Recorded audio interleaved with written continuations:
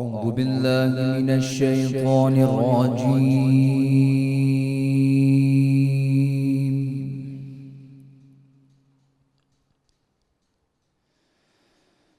بسم الله الرحمن الرحيم.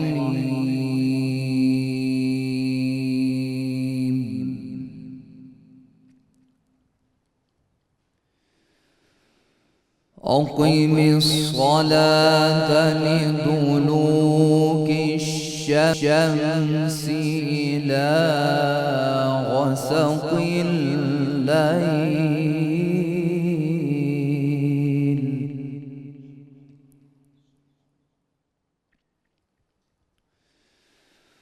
وقرآن الفجر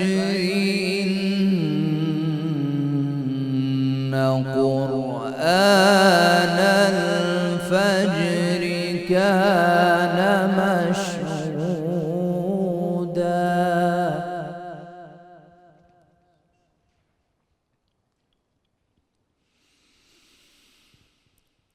ومن الليل فتهجد به نافلة لك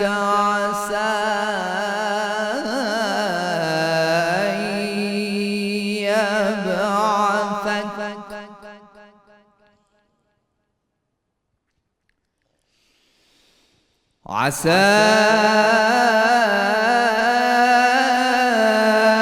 أن يبعثك ربك مقاما محمودا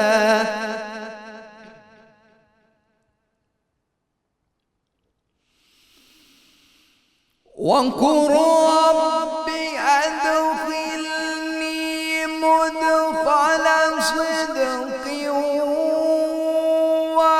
وأخرجني مخرج صدق واجعل لي من لدنك سلطانا نصيرا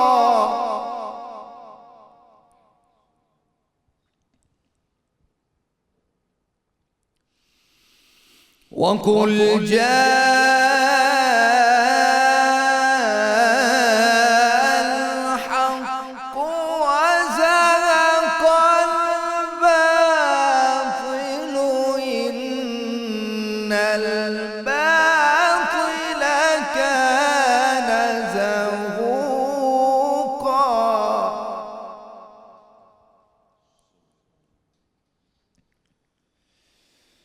وقل جاء الحق وزهق الباطل إن الباطل كان زهوقا. صدق الله العظیم. ماشاءاللہ جی، سبحان اللہ. یہ تھے ملک معروف قاری جناب قاری فرحان بخش صاحب، جو تلاوت کلام پاک سے ہمارے قلوب منور فرما رہے تھے. الحمدللہ رب العالمین والصلاة والسلام علی سید الانبیاء والمرسلین. اللہم صلی علی سیدنا و مولانا محمد وعلی آلہ واصحابہ وبارک وسلم وصلی علیہ.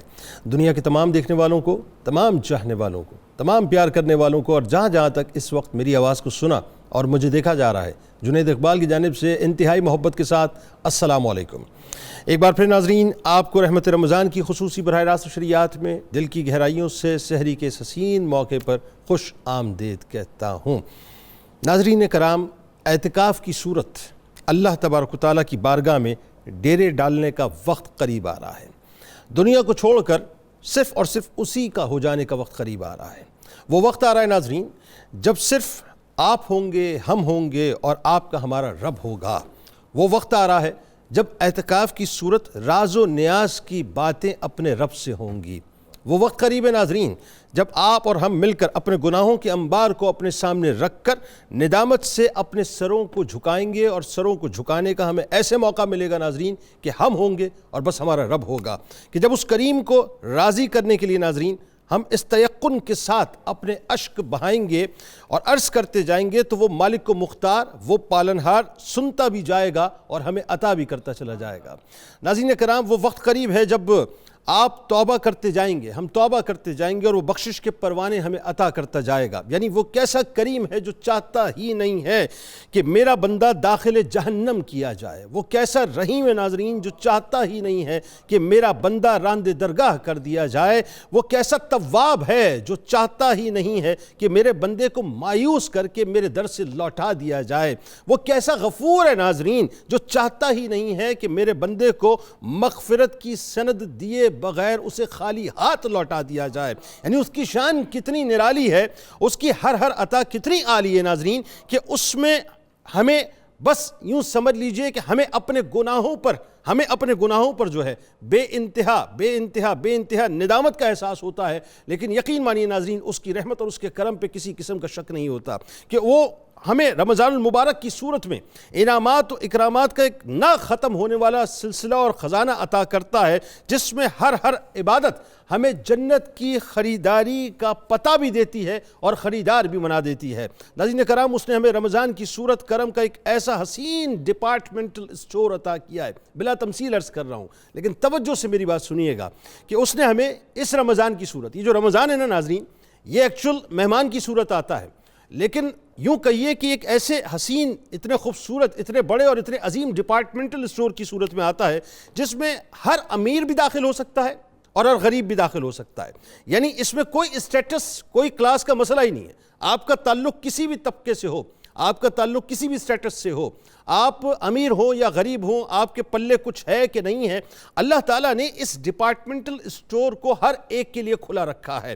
یہاں ناظرین پیسے نہیں چلتے، یہاں کریڈٹ کارڈز نہیں چلتے، یہاں تقویٰ کا کارڈ ہے جو چاپ کیا جاتا ہے، اور یہاں عبادتوں کی کرنسی چلتی ہے۔ یعنی کہیں روزوں کے ذریعے تم بخشش خرید لو، کہیں روزوں کے ذریعے بخشش خرید لو، کہیں تراویح کے ذریعے عطائیں لوٹ لو، کہیں نمازوں کے ذریعے اپنا من پسند مقام حاصل کر لو، تو کہیں تلاوت کلام پاک کے ذریعے مغفرت کی سند اللہ سے طلب کر لو، کہیں روزے دار کو افطار کرا کر ناظرین بائی ون اور گیٹ ون فری لے لو کے جو نعرے ہیں وہ صداؤں کو بلند کروایا جاتا ہے، تو کہیں صدقات و خیرات کے ذریعے جنت میں اعلیٰ ترین لوکیشن بندوں کو الاٹ کر دی جاتی ہے۔ اور اگر رحمت کا اشرہ ناظرین، یعنی اس میں اگر ہم نے کچھ جمع نہیں بھی کیا یا خدا نہ خواستہ ہم مغفرت کے اشرے کو ضائع کرنے لگے، تب بھی ہمیں گھبرانا نہیں ہے۔ یہ گھبرانا نہیں ہے، کوئی سیاسی نعرہ نہیں ہے ناظرین، یہ میرا رب فرما رہا ہے کہ گھبرانا نہیں ہے۔ جب رب کہے کہ گھبرانا نہیں ہے تو پھر بندے کو گھبرانا نہیں ہے، کیونکہ رب بڑا کریم ہے۔ ہمارے گناہ زمین سے لے کے آسمان تک کیوں نہ چلے جائیں، ہمارے گناہ سمندروں کو کیوں نہ بھر دے، ہمارے گناہ اس پوری دنیا کو کیوں نہ بھر دے ناظرین، وہ اتنا بڑا کریم ہے، اتنا رحیم ہے، اتنا غفور ہے، اتنا ستار ہے، وہ معاف کرنے پہ آتا ہے تو صرف ایک اشک انسان ندامت کے بہاتا ہے جو مچھر کے سر کے برابر ہوتا ہے، وہ جہنم کی نار کو اس کے لیے ٹھنڈا کر دیا کرتا ہے۔ تو کیونکہ ناظرین ابھی اعتکاف کی صورت میں اپنے آپ کو خدا کا قرب حاصل کرنے کی نیت سے مسجد میں مقید کر دینے کا موقع سامنے ہے، بس کچھ ہی عرصہ باقی ہے۔ یعنی اعتکاف اتنی عظیم عبادت ہے ناظرین جو آپ کو ایک باقاعدہ نظام الاوقات کے تحت سجا دیا کرتا ہے۔ دیکھیں، میں عموماً کہتا ہوں کہ رمضان ایکچولی جو ہے نا صرف عبادت کا مہینہ نہیں ہے، یہ ٹائم مینجمنٹ کا بھی معاملہ ہے۔ یعنی ٹائم مینجمنٹ کا اتنا حسین مہینہ ہے ناظرین کہ جس نے رمضان کی ٹائم مینجمنٹ کو سمجھ لیا، آپ یقین مانیے اس کو ترقی سے کوئی نہیں روک سکتا۔ یہ آپ کو اتنا ڈسپلن کر دیتا ہے، آپ کی شخصیت میں اتنی تنظیم، اتنا منظم کر دیتا ہے، اتنی تنظیم پیدا کر دیتا ہے ناظرین جس کا آپ تصور بھی نہیں کر سکتے۔ یعنی اگر آپ اعتکاف جیسی عظیم عبادت کو اپنے نظام الاوقات میں ترتیب دے کے اختیار کر لیں ناظرین، تو قرآن کو پڑھنے کا آپ کو موقع مل جائے گا، قرآن کو سمجھنے کا آپ کو موقع مل جائے گا، قرآن پر عمل کرنے کا آپ کو موقع مل جائے گا۔ جس کتاب کو ناظرین اٹھا کر ہم نے طاقوں میں رکھ دیا ہے، اس قرآن کو باقاعدہ ہمیں کھول کر اس کو اپنے قلب میں اتارنے کا موقع مل جائے گا کہ سرکار علیہ السلام نے فرمایا کہ تم میں سب سے بہتر وہ شخص ہے جو قرآن سیکھے اور اس کو سکھلائے۔ سرکار مدینہ صلی اللہ علیہ وآلہ وسلم نے ایک اور جگہ فرمایا کہ تم قرآن پڑھو، اس لیے کہ قرآن قیامت کے دن اپنے پڑھنے والوں کے لیے سفارشی بن کر آئے گا۔ ناظرین کرام، شب قدر اب دیکھیے کیسی بات ہے یہ میرے رب کی، اور کیسے کرم کی بات ہے کہ شب قدر جو 5 تاک راتوں میں سے کسی ایک رات میں کہیں موجود ہے۔ کمال یہ ہے کہ معتکف پر اللہ تعالیٰ نے معاملہ کتنا آسان کر دیا ہوتا ہے۔ جو اعتکاف کر کے اللہ کی بارگاہ میں بیٹھا ہوتا ہے، اللہ تبارک و تعالیٰ اس کو یہ رات عطا ہی کر دیتا ہے۔ یعنی دنیا سے کٹ کر جب وہ تہجد میں لگتا ہے، جب وہ نماز پنجگانہ میں لگتا ہے، جب وہ چاشت ادا کرتا ہے، جب وہ اشراق ادا کرتا ہے، جب وہ راتوں میں تاریکی میں بیٹھ کے درود و سلام کی صداؤں کو بلند کرتا ہے، یا قلب ہی قلب میں درود پاک سرکار علیہ السلام کی بارگاہ میں پیش کرتا ہے اس تصور کے ساتھ کہ میرا وجود تو یہاں پر ہے لیکن میں گنبد خضرا کے مکی کے سامنے، مواجہ کے سامنے موجود ہوں ناظرین، تو کیسے ممکن نہیں ہوگا کہ شب قدر اسے حاصل نہ ہو۔ یعنی قرآن و حدیث کا درس بھی وہ سنے گا، علمی محافل میں بھی بیٹھے گا، علمی اور تربیتی لیکچرز کو بھی سنے گا، خوف خدا بھی اس کے اندر پیدا ہوگا، فکر آخرت بھی اس کے اندر پیدا ہوگی، اور جب فکر آخرت پیدا ہوگی ناظرین تو خدا اور اس کے رسول صلی اللہ علیہ وآلہ وسلم کی محبتوں کی شمع اس کے دل میں فروزاں ہوگی کہ وہ قیمتی لمحات اسے اٹھا کر اس بارگاہ میں لے جائیں گے جس بارگاہ سے بڑھ کے کوئی بارگاہ نہیں ہے ناظرین۔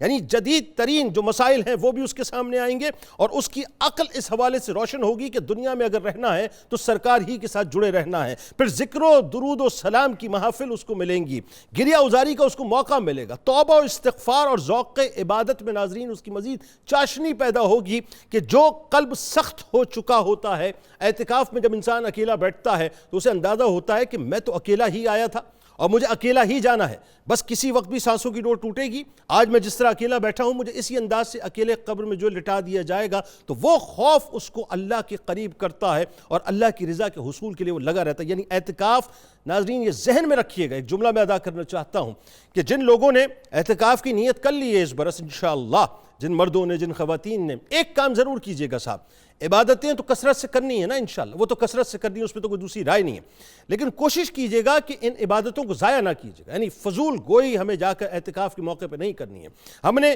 کسی کے اوپر تبصرے نہیں کرنے ہیں بلا وجہ، ہم نے کسی کے سامنے لطیفہ گوئی نہیں کرنی ہے، ہم نے کسی کو قصے کہانیاں نہ سنانی ہیں نہ قصے کہانیاں سننی ہیں۔ کوئی آپ سے فضول بات کرے آپ اسے روک دیجئے، اس سے کہیے میں اعتکاف سے ہوں، میں کوئی بات اس طرح کی نہ سننا چاہتا ہوں نہ کرنا چاہتا ہوں۔ ہمیں بہتان تراشی نہیں کرنی، ہمیں غیبتیں نہیں کرنی، ہمیں جھوٹ نہیں بولنا ہے۔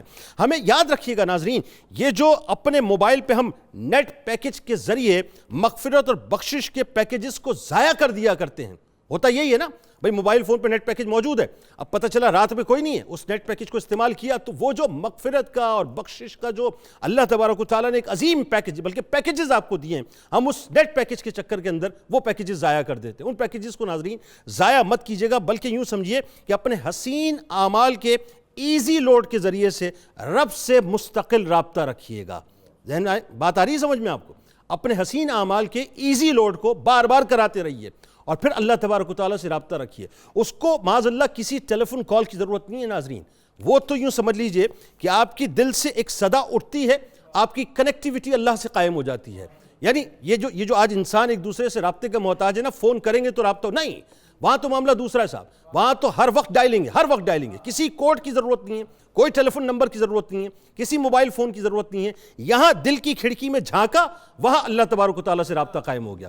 تو اپنی جو حسین اعمال ہیں اس کو اس طرح سے ایزی لوڈ کرتے جائیں کہ کنیکٹیویٹی اللہ کے ساتھ جڑی رہے، ڈس کنیکٹ نہیں ہونا ہمیں رب کے ساتھ۔ اور آخری بات، حضرت انس رضی اللہ تعالیٰ عنہ فرماتے ہیں کہ جب رمضان کا آخری عشرہ آ جاتا ہے تو سرکار مدینہ صلی اللہ علیہ وآلہ وسلم اپنا مبارک بستر لپیٹ دیتے، اپنا مبارک بستر لپیٹ دیتے۔ اس جملے پہ غور کیجئے ناظرین، یہ عام جملہ نہیں ہے، اس جملے کی بڑی گہرائی ہے، اپنے بستر کو لپیٹ دیتے، اعتکاف فرماتے اور عبادت الہی میں پوری طرح متوجہ ہو جاتے تھے۔ اور سرکار علیہ السلام نے فرمایا کہ جس شخص نے رمضان المبارک میں 10 دن کا اعتکاف کیا اسے ثواب 2 حج کا اور 2 عمروں کے برابر ملے گا۔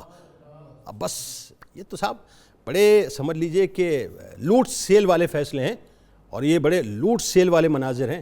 اب لوٹنے والا ہونا چاہیے، طاقت آپ کی ہے، جتنی طاقت لگائیں گے، جتنا کوشش کریں گے اتنا انشاءاللہ کما کے جائیں گے۔ آغاز کرتے ہیں، ہمارے ساتھ جو شخصیات موجود ہیں یقیناً کسی بھی تعارف کی محتاج نہیں. پہلی شخصیت میرے بائیں جانب آپ کے ہمارے ہم سب کے بزرگ ہیں ممتاز عالم دین جناب پروفیسر محمد سعید احمد خان صاحب. دوسری شخصیت ہماری بزرگ شخصیت ممتاز عالم دین جناب ڈاکٹر محمد مظہر فرید صاحب. اور تیسری شخصیت ممتاز عالم دین نوجوان عالم دین جناب پروفیسر واصل اویس صاحب. تینوں آپ کو السلام علیکم اور خوش آمدید. میرے دائیں جانب میرے بھائی بہت زبردست قوال پرنس آف قوالی کہا جائے تو غلط نہیں ہوگا جناب شیر میاں داد خان صاحب اپنے ساتھیوں کے ساتھ موجود ہیں.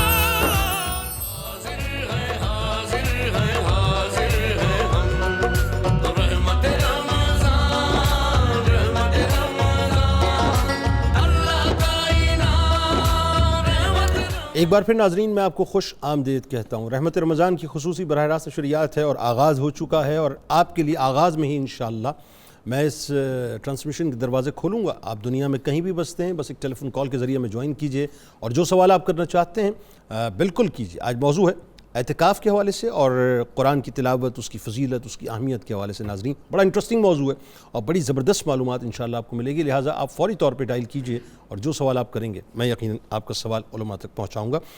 آغاز کرتے ہیں پروفیسر صاحب آپ سے. سب سے پہلے تو یہ کہ ظاہر ہے الحمدللہ اب چونکہ بس یہ سمجھ لیجیے 3 دن باقی ہیں تو یہ اعتکاف کا سلسلہ شروع ہو جائے گا انشاءاللہ. تو سب سے پہلے تو یہ بتائیے کہ اعتکاف کی تعریف کیا ہے اور جو اس کی فضیلت قرآن و حدیث میں ملتی ہے, یہیں سے آغاز کیجیے. بسم اللہ الرحمن الرحیم. اللہم صلی علی محمد کما تحب و ترضی.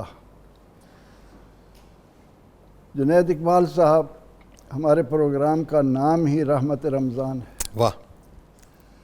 اور پروردگار عالمین کی طرف سے اس کے حبیب مکرم صلی اللہ تعالی علیہ وسلم نے امت کو یہ بشارت دی ہے کہ اللہ رب العزت فرماتا ہے کہ میں اپنے جس بندے پر رحمت کی نگاہ ڈال دوں اسے عذاب نہیں دوں گا. سبحان اللہ سبحان اللہ. کیا کہنا ہے.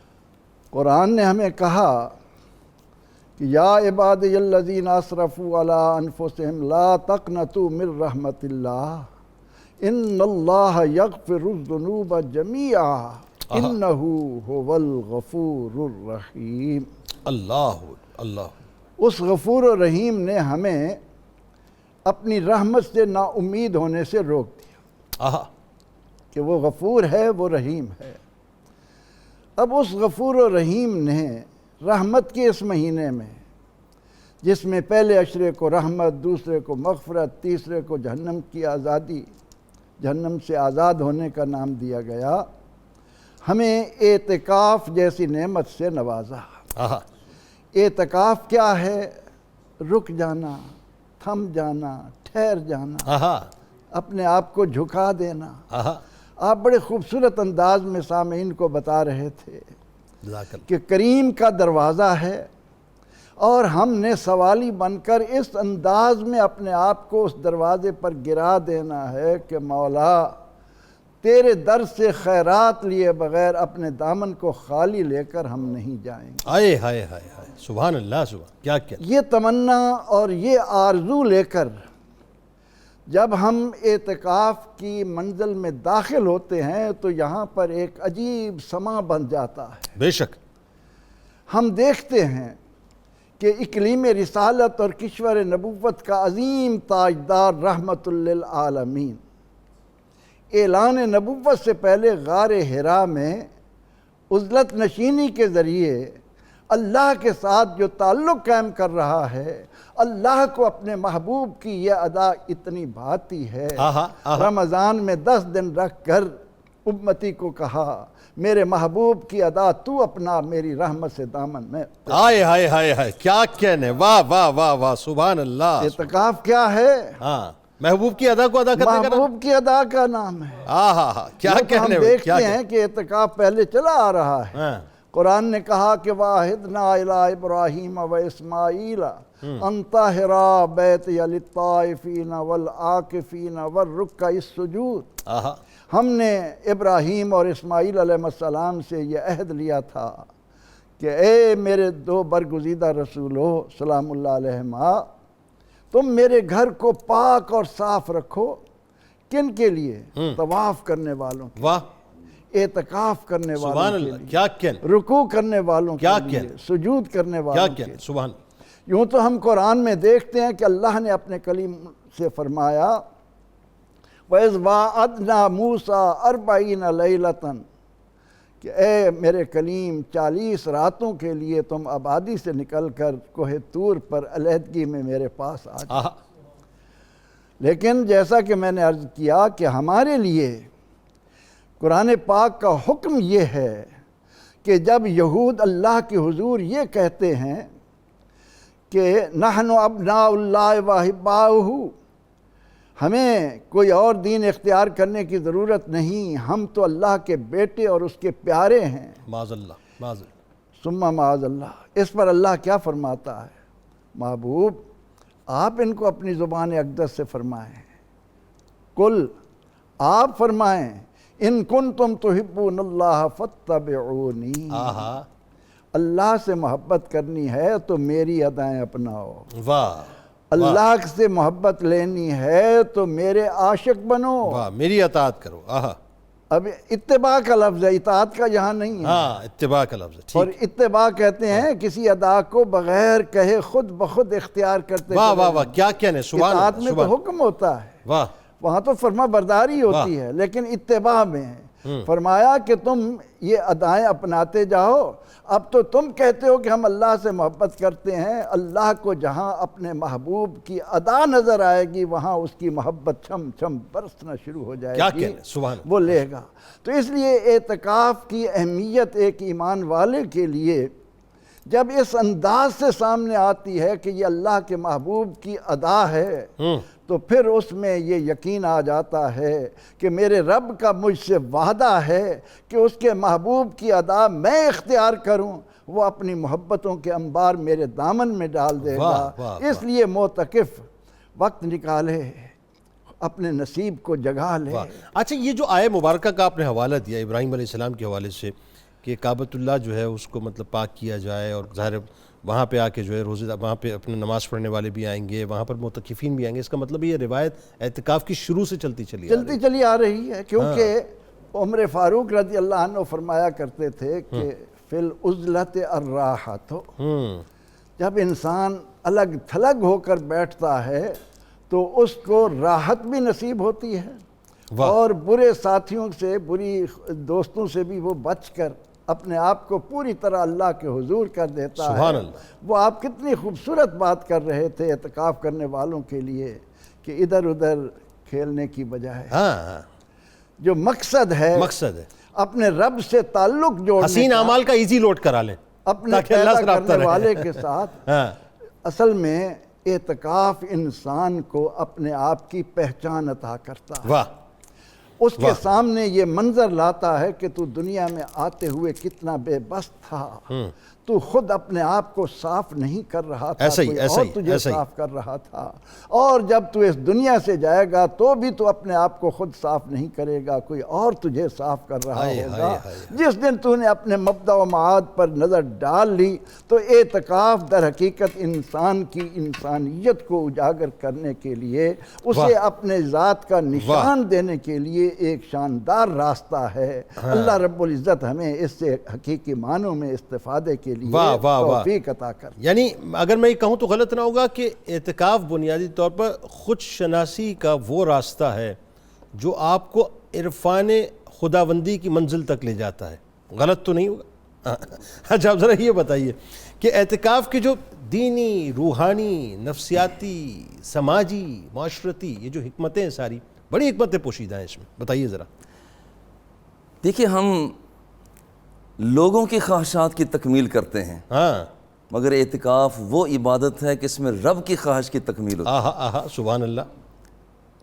اس وقت جب بندہ اعتکاف کر رہا ہوتا ہے، اللہ کی چاہت یہ ہے، یا آدم تفرغ لعبادتی، میری طرف تو آ، املأ صدرک غناً، میں رب ہو کر وعدہ کرتا ہوں میں تجھے اندر سے امیر بنا دوں گا، ہائے ہائے ہائے ہائے، میری طرف آ تو صحیح۔ کیا بات ہے! ہم تو مائل بکرم ہیں، کوئی سائل ہی نہیں، کوئی سائل ہی نہیں، راہ دکھلائیں راہ کسے؟ دکھلائیں کسے، کوئی راہ رو منزل ہی نہیں۔ املا صدرہ کا غنن، تو میری طرف آ، میں تجھے اندر سے امیر کر دوں گا، اسد فقرہ کا، اور میں رب ہو کر وعدہ کرتا ہوں کہ میں تیری فقیری کو بھی دور کر دوں کیا کہنے، کیا کہنے، الا تفعل، اور اگر تو میری طرف نہ آیا، خلوت نشینی نہ کی، میری طرف توجہ نہ کی، اور میں پھر یہ کہتا ہوں ملا تو یدئی کا شغلن، مصروف تو میں بڑا رکھوں گا، اچھا بہت مصروف رہے گا تو، آئے ملا تو یدئی کا شغلن ولم اسد فقرہ کا، مگر میں تیری فقیری کو دور نہیں کروں گا۔ آہا، اوہ ہو ہو، اور یہ شخص، اللہ اکبر، یہ شخص یعنی یہ وہ قطع کلام کی معذرت ہی وہ بات آ گئی کہ اے ابن آدم، ایک تیری چاہت ہے، ایک میری چاہت ہے، ہوگا وہی جو میری چاہت ہے، بس تو اگر مجھے سپرد کر دے میری چاہت کے تو میں وہ کر دوں گا جو تیری چاہت ہے، جو تیری چاہت، اور ایسے رضی اللہ عنہ ورضوا عنہ، بندے رب سے راضی ہو جاتے ہیں، رب بندوں سے راضی ہو جاتے ہیں۔ ہائے ہائے ہائے، کیا کہنے، کیا اور پھر وہی یہ موقع آتا ہے نا، یہی موقع آ جاتا ہے، من انقطع الی اللہ عز وجل کفاہ اللہ کل معونۃ، جب کوئی شخص رب ذوالجلال کی طرف نکل جاتا ہے، اس کی طرف متوجہ ہو جاتا ہے، تو پھر اللہ جل جلالہ اتنا کرم کرتا ہے، من انقطع الی اللہ عز وجل کفاہ اللہ کل معونۃ، سارے غم اس کے وہ دور کر دیا کرتا ہے۔ ہائے ہائے ہائے، یعنی کہ غم آتا نہیں ہے، غم آتا ہے، مگر جب اس کی توجہ ادھر ہوتی ہے تو غم چلا بھی جاتا ہے۔ ہائے ہائے ہائے ہائے، سبحان اللہ۔ اور پھر یہ شخص جو اللہ جل جلالہ کی طرف متوجہ ہو جاتا ہے، فرماتا ہے کفاہ اللہ کل معونۃ، ہر غم دور، ورزقہ اللہ من حیث لا یحتسب، اس بندے کو رزق وہاں سے ملتا ہے جہاں پر اسے کوئی احساس بھی نہیں ہوتا۔ آہا، سبحان اللہ۔ یہ اعتکاف کی حکمتوں میں سے ایک حکمت ہے کہ بندہ اپنے مولا کی طرف متوجہ ہوتا ہے۔ واہ، اور دوسری بات یہ ہے، دن رات کام کرنے والی مشین، یہ بندہ یہ سوچتا ہے میں کبھی تو رب ذوالجلال کی بارگاہ میں کبھی مجھے ایسی کیفیت ملے کہ میں کم از کم اپنے اس انداز سے ہٹوں۔ اور جس وقت یہ آدمی کوئی شخص اعتکاف کی حالت میں آتا ہے، اور رب کی چاہت بھی یہی ہے، اذہب فی الدنیا یحبک اللہ، تو دنیا سے بے رغبت ہو کر آ تو صحیح، میں رب ہو کر وعدہ کرتا ہوں میں تیرے ساتھ پیار کرنے لگ جاؤں گا۔ آئے آئے آئے، یعنی یہ وعدہ، اذہب فی الدنیا یحبک اللہ، آہا، کہ دنیا کے اندر، اور الزہد فی الدنیا، آج کتنی افراتفری میں لوگ، پریشانی ہے، ملازمت نہیں ہے، بچوں کے مسائل، بیوی کے مسائل، اور کتنی بڑی آفر ہے، کتنی بڑی آفر ہے۔ الزہد فی الدنیا یریح القلب والجسد، تم دنیا کے اندر بے رغبت ہو کر رہو، جیسے یہ اعتکاف کا دور ہے، دنیا سے بے رغبت ہو جاتا ہے بندہ، جب تم دنیا سے بے رغبت ہو کر رہو،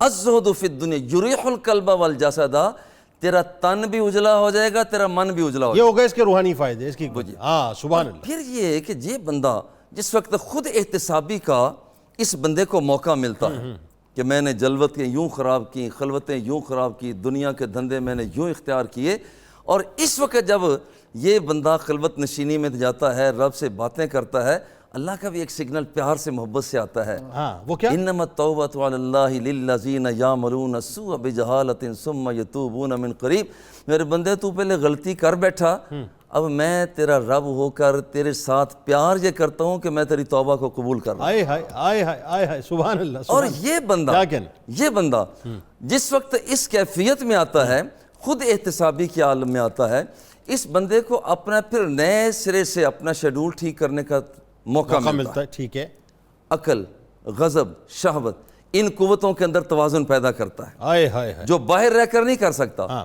یعنی نفسانی خواہشات جو ہیں اس کو بھی کنٹرول کرنے کا موقع کنٹرول کرنے کا موقع ملتا ہے، پہلے اس طرف توجہ بھی نہیں جاتی، ٹھیک ہے، مگر جس وقت یہ خلوت نشینی میں ہوتا ہے توجہ جاتی ہے کہ میں نے کرنا کیا ہے، میری عقل دی کس لیے ہے، میں جا کہاں رہا ہوں، اور پھر یہاں پر غضب ہے کہ اور میں کر کیا رہا ہوں، اور پھر یہ شہوت ہے کہ اور میں لے جا کہاں پر رہا ہوں، آئے ہائے ہائے، اور پھر یہ ہے کہ اس کو اور جو احتسابی کا عمل ملتا ہے اس آدمی کو، یہ بندہ عقائد، اعمال، اخلاقیات، عقود اور عقوبات، یہ پھر سے ان پر نظر دوڑاتا ہے کہ میں نے عقیدہ رکھنا کیا تھا، اب ہو کیا گیا ہے، یعنی دینی طور پہ جو حکمتیں اس میں وہی آ گئیں، ٹھیک، یہ اس نے اس طرف آنا ہے۔ ہاں، اور پھر یہ کہ پہلے اسلام کے حضور علیہ السلام کی جلوہ گری سے پہلے وہاں پر لوگ اعتکاف کرتے تھے، ٹھیک ہے، اعتکاف کرتے تھے، بتوں کے سامنے آسن لے کر بیٹھ جایا کرتے، اپنے اپنے طور پر کیا کرتے، مگر یہاں پر ان کا یہ تھا کہ وہاں پر رہبانیت کو اختیار کیا جاتا تھا. لا رہبانیت فی الدین، لا رہبانیت فی الاسلام، اسلام کے اندر رہبانیت تم یہ کرتے ہو کہ تم دنیا سے دنیا والوں سے الگ تھلگ رہتے ہو، ٹھیک ہے، مگر دنیا تمہارے اندر ہوتی ہے. ہاں. اور یہ اعتکاف رب ذوالجلال نے ہمیں عطا فرمایا، حضور علیہ الصلوۃ والتسلیم نے اعتکاف کی دولت ہمیں عطا فرمائی.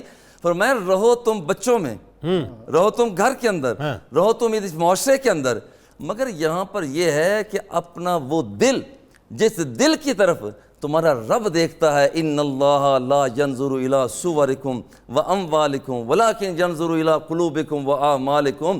وہ نہ تمہاری شکل کو دیکھتا ہے، نہ تمہارے رنگ کو دیکھتا ہے، نہ تمہارے مال کو دیکھتا ہے، وہ دیکھتا ہے کہ میرے بندے کا دل کیسا ہے، اس کی نیت کیسی ہے، نیت اس کی کیسی ہے. اس موقع پر اس بندے کو یہ احساس مل جاتا ہے کہ میں نے اپنی نیت کو درست کرنا ہے. نیت المومن خیر من عملہ، مومن کی نیت اس کے عمل سے بہتر ہے. یہی وجہ ہے قیامت کے دن اللہ جل جلالہ فرشتوں سے فرمائے گا اس بندے کے نامہ اعمال میں اتنی حجیں، اتنے ثواب لکھ دو. یہ مولا اس نے کام تو کیا نہیں. حکم ہوگا کام تو نہیں کیا مگر اس کی نیت خالص تھی. یہ چاہتا تھا کہ میں اتنی زکوٰۃ دوں، یہ خیرات دوں، میں اتنے حج کروں، کر نہیں سکا، مگر اس کی نیت کے مطابق میں اس کو اجر عطا کر رہا. اور یہ شخص وہاں پر یہ اصل میں یہ ہے کہ یہ اصلاح نفوس کی یہ ٹریننگ ہے. یہ ٹریننگ اعتکاف اصل میں اصلاح نفوس کی یہ ٹریننگ ہے. جیسے آپ ذکر کر رہے تھے کہ یہ ڈپارٹمنٹل سٹور ہے کہ یہاں پر ہر چیز سودا ملتا ہے. یہ اصل میں ٹریننگ کرتا ہے بندہ. بالکل ٹھیک ہے کہ اس ٹریننگ کے اندر آ کر جو باہر رہ کر نہیں کر سکتا وہ یہاں بیٹھ کے مسجد کے اندر. اجازت دیجئے مجھے، میں 2 کالرز کو لے لوں ذرا. سید اجمل صاحب اسلام آباد سے، السلام علیکم. جی وعلیکم السلام. سر میں نے یہ پتہ کرنا ہے جناب کہ جو اعتکاف ہے وہ منیمم کتنے دنوں کا ہو سکتا ہے؟ بالکل آپ کو بتاتے ہیں. بہت شکریہ آپ نے ہمیں جوائن کیا. محمد ایوب صاحب حبیب آباد سے ہمارے ساتھ ہیں. السلام علیکم. وعلیکم السلام. جناب سر یہ جاننا چاہتا ہوں کہ 7 افراد ہیں گھر کے ہم. اچھا ماشاءاللہ، ٹھیک ہے. اور ڈیلی کی بنا پر میں مزدوری کرتا ہوں، موٹر سائیکل پہ سیل کرتا ہوں. اچھا ٹھیک ہے. اور زیادہ کام نہیں ہے میرے پاس. ہاں ٹھیک ہے. اور یہ جاننا چاہتا ہوں کہ تقریباً 30,000 کا میں مقروض ہوں بینک کا. بینک کے 30,000 کے مقروض بھی ہیں، ٹھیک ہے. جی سر. اور یہ جاننا چاہتا ہوں کہ بچے جو ہیں 5 بیٹیاں میری وہ بہت چھوٹی ہیں، اور ڈیلی کی بنا پر تازہ جو ہے نا کھانا وہ میں لے کر آتا ہوں. ٹھیک ہے. اور میں یہ جاننا چاہتا ہوں کیا زکوٰۃ مجھ پر لاگو ہے؟ اوکے ٹھیک ہے، بالکل آپ کو بتاتے ہیں. بہت شکریہ آپ نے ہمیں جوائن کیا. 7 افراد ہیں ٹوٹل گھر میں. بیٹیاں چھوٹی ہیں، مزدوری کرتے ہیں، ڈیلی کے بیسس پہ جو ہے کھانا لے کے گھر پہ تازہ آتے ہیں، بس جو مل جاتا ہے کرتے ہیں. اور 30,000 کے مقروض بھی ہیں. تو کیا زکوٰۃ ان پہ، لیکن مطلب وہ فقیر ہیں، شرعی فقیر ہیں؟ 52.5 تولے چاندی کی مقدار اگر مالیت اتنی اس کے پاس کسی شخص کے پاس موجود ہے تو ان پر اپنی حاجات اصلیہ سے چھوڑ کر وہاں پر اگر اتنی مالیت ہے تو ان پر زکوٰۃ لازم ہو. نہیں زکوٰۃ یہ لے سکتے ہیں، یہ پوچھ رہے ہیں ان کی ضرورت. اگر ان کے پاس 52.5 تولے چاندی جتنی مالیت نہیں ہے تو وہ زکوٰۃ بھی لے سکتے ہیں. لے سکتے ہیں. اور اگر ان کے پاس اتنی مالیت ہے پھر وہ زکوٰۃ نہیں لے سکتے. اعتکاف کتنے دن کا ہو سکتا ہے منیمم؟ کیا جی منیمم اعتکاف کتنے دن کا ہو سکتا ہے؟ منیمم مطلب کم سے کم اعتکاف کتنے دن کا ہو سکتا ہے؟ کتنا ہو سکتا ہے؟ کتنے دن کا ہو سکتا ہے؟ یہ اعتکاف کتنے دن کا ہو سکتا ہے؟ یہ دیکھیے اعتکاف کے سنت اعتکاف جو ہے وہ 10 دن کا ہے. ٹھیک ہے. اور اگر یہ کم سے کم بھی ایک لمحے کے لیے بھی، لیکن وہ نفلی اعتکاف ہوگا، جیسے ہی مسجد میں جائے تو وہاں پر اتنا اس کی نیت کر لی ہے تو وہ بھی اعتکاف. جیسے جو 3 دن کا کرتے ہیں لوگ 3 دن کا، لیکن وہ سنت اعتکاف جو ہے وہ سنت وہ تو نہیں ہے، شمار نہیں ہوگا. اچھا جی آئیے ذرا دستیاب ہوگا. بالکل ٹھیک ہے. واصل صاحب اب ذرا یہ بتائیے فضائل کے ساتھ ساتھ، تاکہ تھوڑا سا فضائل کا بھی ذکر ہو جائے، وہ ابھی تک مسنگ ہے تھوڑا. تو فضائل اعتکاف کیا ہیں وہ بھی ذرا احادیث کی روشنی میں بتائیے، اور ساتھ ساتھ یہ بھی بتائیے کہ مسائل کیا کیا ہیں. بسم اللہ الرحمن الرحیم. بہت شکریہ جنید بھائی. آج تو جو گفتگو جس طرح چلی ہے، میں تو سوچ رہا تھا کہ آج کی نشست کا ایک عنوان ثانی اگر ہم بنانا چاہیں تو وہ جو جملہ آپ نے پہلے کہا کہ حسین اعمال کا ایزی لوڈ کر کے اللہ سے کنیکٹیوٹی کی جائے، یہ بہترین اس کا عنوان ثانی سمجھ لیں اسے آج کی نشست کا. واقعتاً ہمارے پیکیجز باقی ختم ہو چکے ہیں نیک اعمال کے. اعتکاف میں جو بہترین بات ہے وہ یہ ہے کہ ایک بندہ گویا اسے ملتزم مل جاتا ہے وہ اللہ کے دروازے سے چمٹ جاتا ہے۔ دروازے سے چمٹ جانا ہے اس شہنشاہ کے دروازے سے جس کے بارے میں بڑا خوبصورت شعر ہے، دراستانے تو ہر کس رسید مطلب یافت، روا مدار کے من نا امید برگردم۔ تیرا آستانہ تو وہ آستانہ ہے جہاں سے ہر کوئی اپنی مراد پاتا ہے، تو کیسے گوارا کرے گا کہ میں ایک نامراد یہاں سے چلا جاؤں۔ آئے ہائے ہائے آئے ہائے، جھولی پھیلا کے بندہ اس کی بارگاہ میں بیٹھ جائے، یہ اعتکاف ہے، سب سے کنارہ کش ہو کے۔ اس میں ایک خاص جو قرآن مجید میں اللہ تعالیٰ نے حضور نبی کریم صلی اللہ علیہ وسلم سے بھی ارشاد فرمایا، وَذْكُرِ اسْمَ رَبِّكَ وَتَبَتَّلْ إِلَيْهِ تَبْتِيلًا، اپنے رب کے نام کا ذکر کر اور سب سے کٹ کر اس کی طرف متوجہ ہو جائے۔ آئے ہائے ہائے، یہ جو سب سے کٹ کر متوجہ ہونا ہے تبتل، یہ تبتل کی کیفیت ملتی ہے اعتکاف کے حجرے میں جا یہ جو کر، پروفیسر صاحب ابتدا میں فرما رہے تھے، جو ابتدا میں فرما رہے تھے۔ ٹھیک، بالکل یہ لمحات جو اعتکاف کے اندر ملتے ہیں، وہاں جا کے بیٹھ کے بندہ، تو وہ تو بڑی حسرت رہتی ہے نا جی، دنیا کے دندے تو ہر معاملات بلا دیتے ہیں، وہ کہتا ہے نا، ڈھونڈتا ہوں پھر وہی فرصت کے رات دن، بیٹھا رہوں تصور جانا کیے ہوئے۔ وہ جو فرصت کے رات دن ہیں وہ میسر آ جاتے ہیں اس اعتکاف میں۔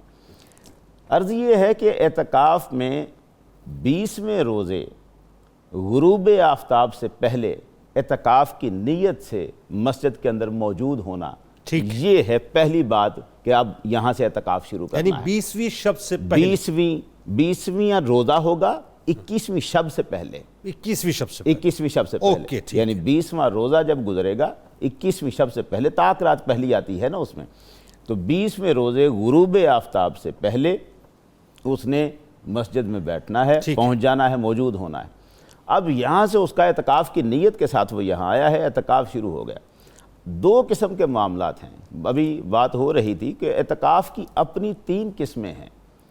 ایک تو وہ ہے جو یہ رمضان میں ہم 20ویں روزے سے لے کے پھر عید تک جو اعتکاف چل رہا ہے، جو نبی کریم صلی اللہ علیہ وسلم کی سنت مبارکہ، یہ سنت موقدہ علی الکفایہ جسے ہم کہتے ہیں، کہ اگر بستی یا شہر کا ایک بندہ بھی کر لیتا ہے تو سب بری ذمہ ہو جاتے ہیں، لیکن اگر کوئی نہیں کرتا تو پھر گناہ گار ہیں، وہ بستی پھر گناہ گار ہے کہ اگر کوئی ایسے اعتکاف کو نہیں کرتا۔ یہ سنت موقدہ علی الکفایہ، اس میں تو 10 دن سے کم کا معاملہ ہی نہیں ہے، یہ تو یہی ہوگا۔ دوسرا اعتکاف ہے نفلی۔ اس نفلی اعتکاف میں جیسے پہلے بتایا گیا کہ اگر مسجد میں داخل ہو کے نیت کر لیتا ہے کہ میں جب تک رہوں گا اعتکاف سے رہوں گا، تو یہ کم از کم اس کا کوئی حد نہیں ہے، وہ ایک دن رات کے لیے بھی ہو سکتا ہے۔ عام طور پر لوگ 27ویں شب سے شروع کر لیتے ہیں، عام طور پر یہ ہو جاتا ہے۔ تو نفلی اعتکاف کے لیے ایک ہے واجب اعتکاف۔ اچھا، وہ کیا؟ جب کوئی منت مان لیتا ہے، نظر مان لیتا ہے کہ اگر میرا یہ کام ہو جاتا ہے، اللہ تعالیٰ کی بارگاہ میں کوئی فریاد کرتا ہے تو وہ کہتا ہے کہ میں اتنے دن کا اعتکاف کروں گا، تو وہ، لیکن اب یہ جو سنت اعتکاف ہے اور وہ جو واجب اعتکاف ہے، دونوں میں روزہ شرط ہوگا۔ نفلی اعتکاف میں روزہ شرط نہیں ہے۔ اب یہاں سے جب بندہ اعتکاف کے اندر بیٹھ گیا ہے تو پہلی بات یہ ہے کہ اس میں جو پردہ لگانا ہے وہ مستحب ہے، سنت ہے، مگر واجب نہیں ہے، لازم نہیں ہے۔ لازم نہیں ہے کہ اگر وہ مسجد کے اندر بندہ بیٹھتا ہے تو اس کے لیے پردہ حجرہ یہ لازمی بات نہیں ہے۔ اجتماعی اعتکاف بھی ہوتا ہے، مسجد نبوی وغیرہ میں اعتکاف بالکل اجتماعی ہوتا ہے، پردوں کے بغیر ہیں۔ بلکہ اگر مثال کے طور پر پردہ بہت سے لوگ اس لیے بھی لگاتے ہیں کہ ٹھیک ہے ذرا ان کی ایک پرائیویسی ہوتی ہے نا، پرائیویسی کے لیے ہو جاتا ہے، لیکن وہ لازم نہیں ہے۔ ٹھیک ہے، بالکل صحیح ہو گیا۔ اعتکاف میں بیٹھنے والا بغیر ضرورت شرعی کے یا ضرورت طبعی کے اعتکاف سے مسجد سے باہر نہیں آ سکتا۔ اسے مسجد سے باہر پیشاب پخانہ وغیرہ کے لیے، وضو کے لیے اسے مسجد سے باہر آنا ہے، لیکن ویسے وہ مسجد سے باہر نہیں رہے گا، مسجد کے اندر ہی رہے گا۔ فنائے مسجد کا جو تصور ہے وہ ذرا میں بتا دیتا ہوں کہ اگر وہ اس نے مثلا غسل ایک فرض ہے، فرض غسل اس پر آ جاتا ہے جب اس نے ناپاکی سے پاک ہونے کے لیے غسل کرنا ہے، اگر ایسی صورت بن جاتی ہے تو اس کے لیے تو وہ جہاں بھی اس کو غسل خانہ میسر ہوگا وہاں جائے گا مسجد سے باہر۔ لیکن اگر فرض کر لیں کہ وہ ٹھنڈک حاصل کرنے کے لیے غسل کرنا چاہتا ہے تو اب اگر غسل خانہ فنائے مسجد میں ہے تو پھر وہ وہاں جا سکتا ہے۔ فنائے مسجد سے مراد کیا ہے؟ مسجد کے صحن سے متصل جو جگہ وضو خانہ وغیرہ ہوتا ہے یا جوتے جہاں اتارتے ہیں لوگ، یہ بالکل مسجد سے متصل جگہ ہے، یہ فنائے مسجد ہے۔ احاطہ مسجد سے باہر نہیں نکل سکتا وہ بلا ضرورت۔ اب یہ اس کے لیے مسئلہ ہے۔ عورت اگر اعتکاف میں بیٹھتی ہے، وہ اپنے اس کے لیے افضل ہوتا ہے گھر کے اندر بیٹھنا، تو گھر کے اندر ایک حصہ مخصوص کر لیتی ہے اور وہاں اس کو بیٹھنا ہوتا ہے، وہاں وہ بغیر ضرورت طبعی کے اپنے اس حجرے سے باہر نہیں نکل اوکے، کچن وغیرہ نہیں جا سکتی؟ اوکے، اچھا یہاں ایک بات ہے کہ اگر ایک شخص اعتکاف میں بیٹھا ہے مسجد میں اور وہاں اس کے لیے سحری افطاری کا انتظام خود نہیں ہوتا، مثلا ایسی مسجد ہے وہاں نہیں آتا، تو وہ کھانا لینے اپنے گھر جا سکتا ہے، لیکن وہاں وہ بیٹھ کر گفتگو نہیں کر سکتا، نہ بیٹھ کر کھانا کھا سکتا ہے۔ اچھا، یعنی وہ اگر اس کے پاس کوئی ایسی سہولت نہیں کہ کوئی اس کو کھانا پہنچا دے، کوئی بچہ اس کو کھانا پہنچا دے، یا کوئی مسجد میں سحری افطاری کا انتظام ہو، اگر ایسی سہولت موجود نہیں ہے تو وہ گھر جا کے کھانا لا سکتا ہے اور پھر آ کے مسجد کے اندر، یعنی وہ گھر پہ فون کر دے موبائل سے کہ میرا کھانا ریڈی رکھیں، میں یہ آیا اور کھانا لے کے واپس آیا۔ اب موبائل سے بڑی بات یاد ذرا موبائل کا ہی بتا دیجیے گا۔ جی، موبائل میں اب یہ ہے کہ جس طرح مسجد کے اندر بیٹھا بندہ ویسے وہاں دین کی بات کر سکتا ہے،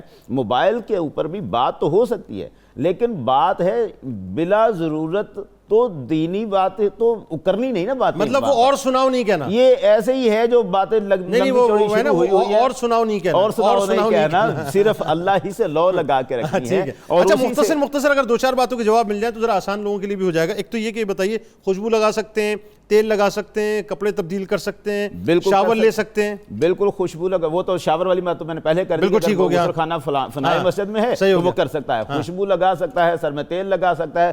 نبی اکرم صلی اللہ علیہ وسلم جب آپ کا حجرہ اعتکاف کے لیے بنایا جاتا تھا تو سرکار دو عالم مسجد کے اندر سے سر اقدس حجرہ انور کے اندر کرتے تھے، اور حضرت عائشہ صدیقہ رضی اللہ تعالیٰ عنہ فرماتی ہے کہ ہم وہاں بیٹھ کے سرکار کے سر اقدس کو غسل دیا کرتے تھے، تو وہ اس میں کنگھی سبحان اللہ۔ اچھا، کوئی اگر کاروباری ڈیل آ گئی، کوئی سودا آ گیا، میسج آ گیا بھئی اچھی ڈیل ہے ذرا بات کر لو، تو کوئی فون کر سکتا ہے؟ ضرور کر سکتا ہے، اس میں کوئی ممانعت نہیں ہے، لیکن اسے جو پرہیز ہے، اجتناب ہے، وہی افضل ہوگا، مگر ضرورتاً وہ کر سکتا ہے۔ اب آپ کو جتنے مسائل یاد آتے رہیں آپ یاد کرتے رہیں، آپ نے بتانے سارے ہمیں تاکہ لوگوں کو پہنچاتے رہیں۔ راؤ مبارک صاحب لاہور سے ہمارے ساتھ ہیں، السلام علیکم۔ وعلیکم السلام جی راؤ صاحب۔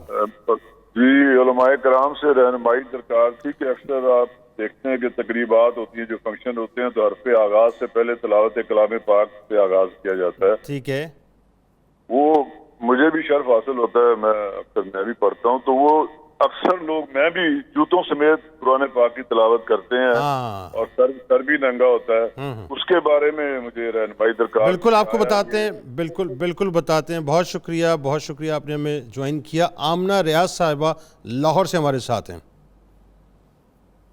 ہیلو، السلام علیکم۔ وعلیکم السلام جی۔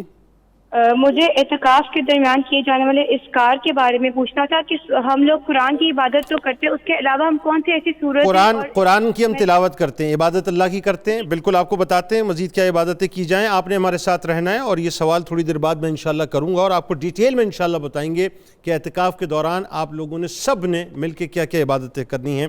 ایک اور کالر محمد رمضان صاحب ہیں غالباً، السلام علیکم۔ محمد افضل صاحب، السلام علیکم۔ جی وعلیکم السلام۔ جی افضل صاحب۔ جی سر، میں نے یہ سوال پوچھنا تھا کہ اگر ہم نے، آپ کی کال ڈراپ ہو گئی، جوابات انشاءاللہ ناظرین آپ کو ہم دیں گے، لیکن پہلے آپ کو لیے چلتے ہیں کلام کی جانب۔ آپ نے ہمیں کال کرتے رہنے تاکہ زیادہ سے زیادہ انشاءاللہ آج ہم آپ کو جوابات دیں۔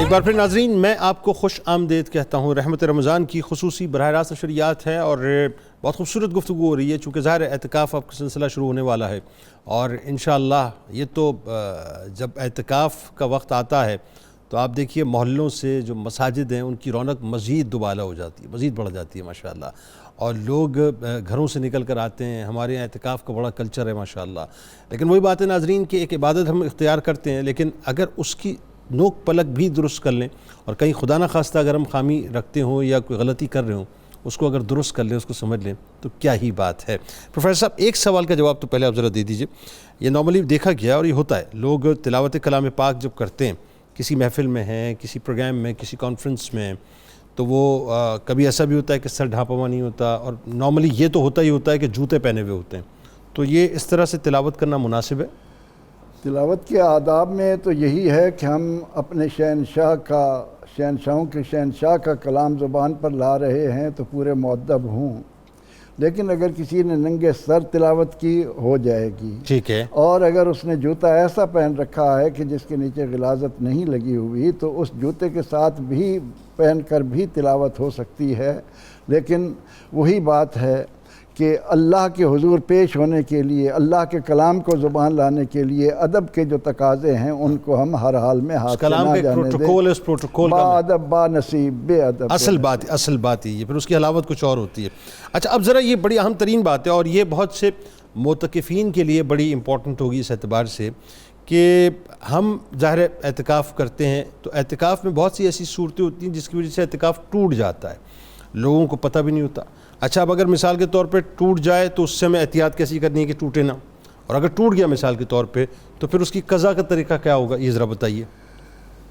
اس بات کو واضح کرنے سے پہلے فضیلت کے ضمن میں بھی ایک آدھ بات عرض کرتا چلوں۔ پلیز آپ نے بھی بڑی خوبصورت بات کہی، 2 حج اور 2 عمرے تو ملتے ہیں۔ ہاں، اس سے مزید ام المومنین عائشہ صدیقہ رضی اللہ عنہا نے فرمایا کہ جب ہم ایک اعتکاف کرتے ہیں 1 دن کا، تو اللہ رب العزت اپنے بندے اور جہنم کے درمیان 3 خندقوں کا فاصلہ قائم کر دیتا ہے۔ اللہ، ایک دن کے اعتکاف پر، اللہ، اور اس خندق کا فاصلہ کتنا ہوتا ہے؟ جتنا زمین اور آسمان کے درمیان۔ اوہو، یعنی جتنا زمین آسمان کے درمیان کا فاصلہ ہے، ایسی 3 گنا ہم کر لیں۔ 3 خندقیں جہنم کے درمیان حائل کر دیتا ہے ایک دن کے اعتکاف والے کو۔ تو 10 دن کے اعتکاف والے کے لیے آپ ملٹی پلائی میں 3 ہو گیا، وہ تو 30 مطلب 30 خندقیں ہو گئی، اور 30 مطلب 30 مرتبہ زمین آسمان کے درمیان کا فاصلہ۔ اللہ اکبر، اللہ اکبر۔ جہاں تک اس بات کا تعلق ہے کہ اعتکاف کی صورت میں ہم کن باتوں کو اختیار کریں جن کی وجہ سے ہماری یہ نیکی ضائع نہ ہو، تو اس ضمن میں ابو داؤد میں جو ام المومنین عائشہ صدیقہ رضی اللہ عنہا سے ایک روایت ملتی ہے، وہ یہ کہ معتکف پر لازم ہے اللہ یعود المرید، کہ وہ بیمار کی تیمارداری کے لیے نہ جائے۔ اعتکاف کی حالت میں اگر وہ بیمار کی تیمارداری کے لیے جائے گا کہ میں نیکی کر لوں تو اس کا اعتکاف باقی نہیں رہے گا۔ دوسری بات یہ ہے کہ ولا یشہد جنازہ، کوئی فوت ہو گیا ہے، اس کے جنازے میں بھی وہ حاضر نہ ہو اس کو، کیونکہ اعتکاف کے فضائل میں یہ بات بھی ہمیں بتا دی گئی کہ جب ہم اعتکاف میں ہوتے ہیں تو اعتکاف سے ہٹ کر جو نیکیاں کر رہے ہوتے ہیں، اعتکاف کی بدولت ان نیکیوں کا اجر اللہ تعالی ہمیں بغیر کیے عطا کرتا رہتا ہے۔ تو اس لیے جنازے میں بھی شامل نہ ہو، اور ولا یمس المرأہ، بیوی کو ہاتھ بھی نہ لگائے، ولا یباشر، اس سے فائدہ بھی نہ اٹھائے، ٹھیک ہے، ولا یخرج لحاجت الا بما لا بد منہ، کسی ضرورت کے لیے مسجد سے باہر نہ نکلے۔ ہاں اگر کوئی بہت ہی شدید حاجت ہے، جیسا کہ پروفیسر صاحب نے بتایا کہ غسل واجب ہو گیا، وضو ٹوٹ گیا، ٹھیک ہے، یا بے ہوش ہو گیا، اس کو ہوش میں لانے کے لیے لے جانا پڑتا ہے، ٹھیک ہے، اسی طرح اعتکاف ایسی مسجد میں بیٹھا جائے جہاں پنجگانہ نماز ہوتی ہو، ٹھیک، بہتر تو ہے جمعہ والی بھی ہو، صحیح، لیکن اگر کوئی آدمی ایسی مسجد میں معتکف ہے کہ جہاں پنجگانہ نمازیں تو جماعت کے ساتھ ادا کی جا رہی ہیں لیکن جمعہ نہیں ہے، ٹھیک ہے، تو اگر وہ مسجدیں قریب ہیں جمعہ والی تو جمعہ کے لیے وہ مسجد میں جائے اور جمعہ ادا کرتے ہی فوراً واپس آ جائے۔ لیکن اگر بعض اوقات بستیوں میں ہم بیٹھتے ہیں اور ایک بستی میں جمعہ نہیں ہوتا، دور کسی بستی میں ہوتا ہے، تو وہاں وہ اپنی نماز ظہر ادا کرے، جمعہ کے لیے دوسری بستی میں بھی نہ جائے، اس سے بھی اس کا اعتکاف۔ تو جہاں تک اس امر کا تعلق ہے کہ میں اعتکاف میں بیٹھا ہوں، مجھ سے ایسا کوئی عمل ہو گیا جس کی وجہ سے میرے اعتکاف کو ٹوٹ گیا، تو اس کی جب میں قضا کروں گا تو اگر وہ اعتکاف سنت مؤکدہ والا علی الکفایہ ہے تو مجھے روزہ بھی رکھنا پڑے گا۔ اچھا، مثال کے طور پہ ابھی یہ معتکفین انشاءاللہ بیٹھیں گے اور اللہ کرے کہ سبھی سے جو ہے مطلب سبھی کے اعتکاف قبول ہو، کسی سے غلطی نہ ہو، لیکن خدا نہ خواستہ اگر کسی کا جو ہے وہ اعتکاف ٹوٹ گیا تو پھر اسے روزہ بھی رکھنا پڑے گا، اسے روزے اعتکاف بھی کرنا ہوگا اور روزہ بھی رکھنا ہوگا۔ اچھا، ہاں جی، اس کے لیے ضروری ہے، ٹھیک ہے۔ اور اگر اعتکاف نفل ہے تو اس کے لیے ان باتوں کا اہتمام کرنے کی ضرورت نہیں ہے، ٹھیک ہے۔ تو ہمیں دیکھنا تو یہ ہے کہ میں نے اپنے آپ کو اپنے پروردگار کے سپرد کیا ہے تو میری پوری توجہ ادھر رہے. اور اگر وہ اعتکاف کی حالت میں ایسے ٹہلتا ہوا اپنے آپ کو فنائے مسجد سے باہر لے گیا تو بھی اس کا اعتکاف ٹوٹ جائے اچھا گا. بہت سے لوگوں کو جو ہے عموماً یہ کچھ ایڈکشنز ہوتی ہیں. مثال کے طور پہ بہت سے لوگ جو ہیں وہ پان کے بڑے شوقین ہوتے ہیں, پان کے بغیر رہ نہیں سکتے. بہت سے لوگ ہوتے ہیں جو گٹکے کے بغیر نہیں رہ سکتے, مین پوریاں وغیرہ جو غلاظتیں لوگ کھاتے ہیں. بہت سے لوگ ہیں جو اسموکر ہوتے ہیں, تو ان کو مطلب ایک وہ ہوتا ہے ذرا سا کریونگ ہوتی ہے کہ جی مطلب وہ اسموکنگ کر کے آ جائیں, تو وہ ظاہر ہے اس کے لیے ان کو اس کے لیے اس بات کا اہتمام کرنا ہوگا. یہ پان کھانے والوں کے لیے تو بڑی سہولت ہے کہ پاندان وہ ملتے ہیں برتن, وہ اپنا برتن اپنے ساتھ رکھ لے اور اس پان کھاتے ہوئے اگر اس کی ضرورت ہوتی ہے تو اس کو افطاری کے بعد استعمال کر لے. لیکن جہاں تک اس بات کا تعلق ہے کہ اس نے اسموکنگ کرنی ہے تو وہ اس حد تک مسجد میں جائے گا کہ جہاں یہ نہ سمجھا جائے کہ یہ خارج مسجد ہے. تو ظاہر ہے اس میں وہ تو پھر بے ادبی مسجد کی ہو جائے گی. وہاں پر کھڑے ہو کر وہ اس دھوئیں کو باہر پھینکے گا. ہو ہی نہیں سکتا سر, وہ تو ہو ہی نہیں سکتا. تو پھر اس کا اعتکاف نہیں رہے گا. ہاں اعتکاف نہیں رہے گا. اس کا مطلب یہ کہ اسے اس عادت کو ترک کرنا ہوگا اور وہ رسک اس معاملے میں نہ لے بالکل بھی. اور یہ تو ایسی چیزیں ہیں کہ اگر انسان تھوڑا سا ارادہ کرے اللہ رب العزت اعتکاف کی بدولت ان چیزوں سے ویسے نجات عطا کر دیتا ہے. اچھا یہ جو مین پوری وغیرہ ٹائپ کی چیزیں ہوتی ہیں اس میں تھوڑا سا ایک نشہ بھی ہوتا ہے, تمباکو کا استعمال بہت زیادہ ہوتا ہے, نشہ ہوتا ہے اس میں, وہ سرور کی کیفیت ہوتی ہے. تو یہ اعتکاف کے دوران اگر ایک آدمی ایڈکٹ ہے کھانے کا تو کیا وہ کھا سکتا ہے؟ یعنی ایسی چیز جو اس کو ایسی بے ہوشی میں نہ لائے کہ نماز بے ہوشی تو نہیں ہوتی, دماغ تو بہت تیز چلتا ہے ایسے لوگوں کا, تو تھوڑا سا اس میں یعنی وہ عادت کوشش کرے عادت کو ترک کرنے کی. لیکن اگر اس کے دوران اس نے وہ لے بھی لیا افطار کے وقت تو اس کا روزہ نہیں ٹوٹے, اس کا اعتکاف نہیں ٹوٹے. ٹھیک. اچھا سر اب بڑی اہم ترین بات ہے اور یہ آپ نے ذرا ڈیٹیل میں بتانی ہے. دوران اعتکاف ایک تو ظاہر ہے آپ نے روزے رکھے ہوئے اور آپ 5 وقت کی نماز تو ویسے ادا کر رہے ہیں, لیکن خاص طور پہ لوگ سمجھنا چاہتے ہیں کہ اس میں ذکر و اذکار کیا ہونے چاہیے, عبادات کون سی کرنی چاہیے, مشاغل ہمارے کیا ہونے چاہیے, کن کن باتوں کا ہمیں اہتمام کرنا چاہیے. تو کیونکہ 24 آورز جو ہیں آپ تو فری ہیں, آپ کو صرف اللہ کی عبادت کرنی ہے. اصل میں دوران اعتکاف انسان اوور ہالنگ کی طرف آتا ہے. واہ. اور یہ جو شخص بھی اعتکاف کی طرف آتا ہے وہ دنیاوی مشاغل سے ہٹ کر اللہ جل جلالہ کی بارگاہ میں یکسوئی کے ساتھ حاضر ہو. بالکل ٹھیک ہے. اور اس یکسوئی کے ساتھ حاضر ہونے تعمیر شخصیت کے وہ عوامل جس کے ساتھ اس کی شخصیت کی تعمیر ہو. واہ. تزکیہ نفس ہو. واہ. اور اللہ جل جلالہ کی طرف توجہ ہو. واہ. اصل بنیادی بات یہ ہے, یعنی جو بات انسان کے وجود کا باطنی انجن ہے اس کی پوری اوور ہالنگ, اور وہ اوور ہالنگ ہوگی. بالکل صحیح ہے. اور اس طرح سے اگر یہ بندہ یہ شخص, اب دیکھنا یہ ہوگا کہ یہ اوور ہالنگ کس انداز میں ہو سکتی ہے. اب وہ ان چیزوں کو اختیار کیا جائے گا. وہ کیا؟ قرآن مقدس کی تلاوت ہے. صحیح ہے. اس کے ساتھ تزکیہ نفس ہوتا ہے. یعنی روزہ تو شرط ہو گیا, 5 وقت کی نمازیں شرط ہو گئی, یہ تو بیسک ہو گیا. وہ تو لازمی ہو گیا. یعنی یوں سمجھ لیجئے کہ آپ کا لانچنگ پیڈ ہے بنیادی طور پہ. اب اس میں عبادات کے میزائلز آپ نے فکس کرنا. اب یہاں پر اب کیا ہوگا؟ ہاں عبادات کے میزائلز فکس کرنے ہیں. عبادات اب یہاں پر ہوگا کہ یہ قرآن مقدس کی تلاوت ہے, اور اسی طرح سے تلاوت کے ساتھ ساتھ وہ کتابیں جو انبیاء و مرسلین کی سیرت سے متعلق. اچھا. اپنی سیرت کو, اپنی کردار کو ڈیولپ کرنے کے لیے اس کے لیے ضروری ہے کہ وہ انبیاء و مرسلین کی سیرت سے متعلق کتابوں کو پڑھیں. ٹھیک. یعنی آپ کا کہنا یہ کہ مطالعے کا وقت خاص مطالعے کا وقت نکالیں. ٹھیک ہے. اسی طرح سے اولیاء, اتقیاء, اصفیاء, اس کے لیے بہترین کشف المحجوب ہے, اس کو وہ اس کے ساتھ ساتھ رکھے. اسی طرح سے یہ شخص جو یہاں پر کرنا چاہتا ہے, وہاں پر ورد کرنا چاہتا ہے, زیادہ سے زیادہ کلمہ طیبہ کا ورد ہے, شہادت, وہاں پر کلمہ شہادت ہے, اس کا تذکرہ کرنا ہے, اس کا ذکر کرنا ہے. اچھا اگر اس میں مثال کے طور پہ جیسے سرکار علیہ السلام نے فرمایا کہ جو خطبہ رمضان میں کہ 2 چیزوں کو لازم پکڑ لو, ایک کلمہ طیبہ کو, ایک استغفار کو, اگر ہم اس کو ملا لیں اور اس طرح سے کر لیں, جیسا کہ میں نے پہلے بھی پروفیسر صاحب نے انڈورس کیا تھا کہ بڑا اچھا ہے یہ کہ لا الہ الا اللہ محمد رسول اللہ صلی اللہ علیہ وآلہ وسلم استغفر اللہ. کیا خیال ہے آپ کا کہ اگر ہم اس کو ورد بنا لیں پورا تو یہ کیسا ہے؟ اور یہ حضور علیہ السلام نے جن 4 چیزوں کا تذکرہ فرمایا کہ ان 4 چیزوں کے اختیار کریں, ان میں 2 چیزوں کا یہ آپ نے ذکر. بالکل. ہاں تو اگر یہ ورد بنا لیں کہ لا الہ الا اللہ محمد رسول اللہ صلی اللہ علیہ وآلہ وسلم استغفر اور ساتھ استغفار, یہ وہ چیزیں اس کے بغیر ہمارا چارہ ہی نہیں ہے. بالکل ٹھیک. حضور علیہ السلام بالکل ٹھیک ہو گیا, یہ تسبیح ہو گئی, یہ ذکر ہو گیا. اچھا اسی طرح سے وہاں پر ذوق کو برقرار رکھنے کے لیے اگر نعت خوانی کا اہتمام ہو سکتا ہو، کیونکہ یہاں پر بہت سی چیزیں ہیں کہ ہم قرآن مقدس پڑھتے ہیں، روایات پڑھتے ہیں، حدیث پڑھتے ہیں، مگر ایک جو تزکیہ نفس کے لیے جو نعت شریف کام کرتی ہے، ممکن ہے کہ وہاں پر وہ دل اسی طرح سے نرم دوسری چیزوں سے نہ ہو سکتا، تو اس طرح سے بھی ہے۔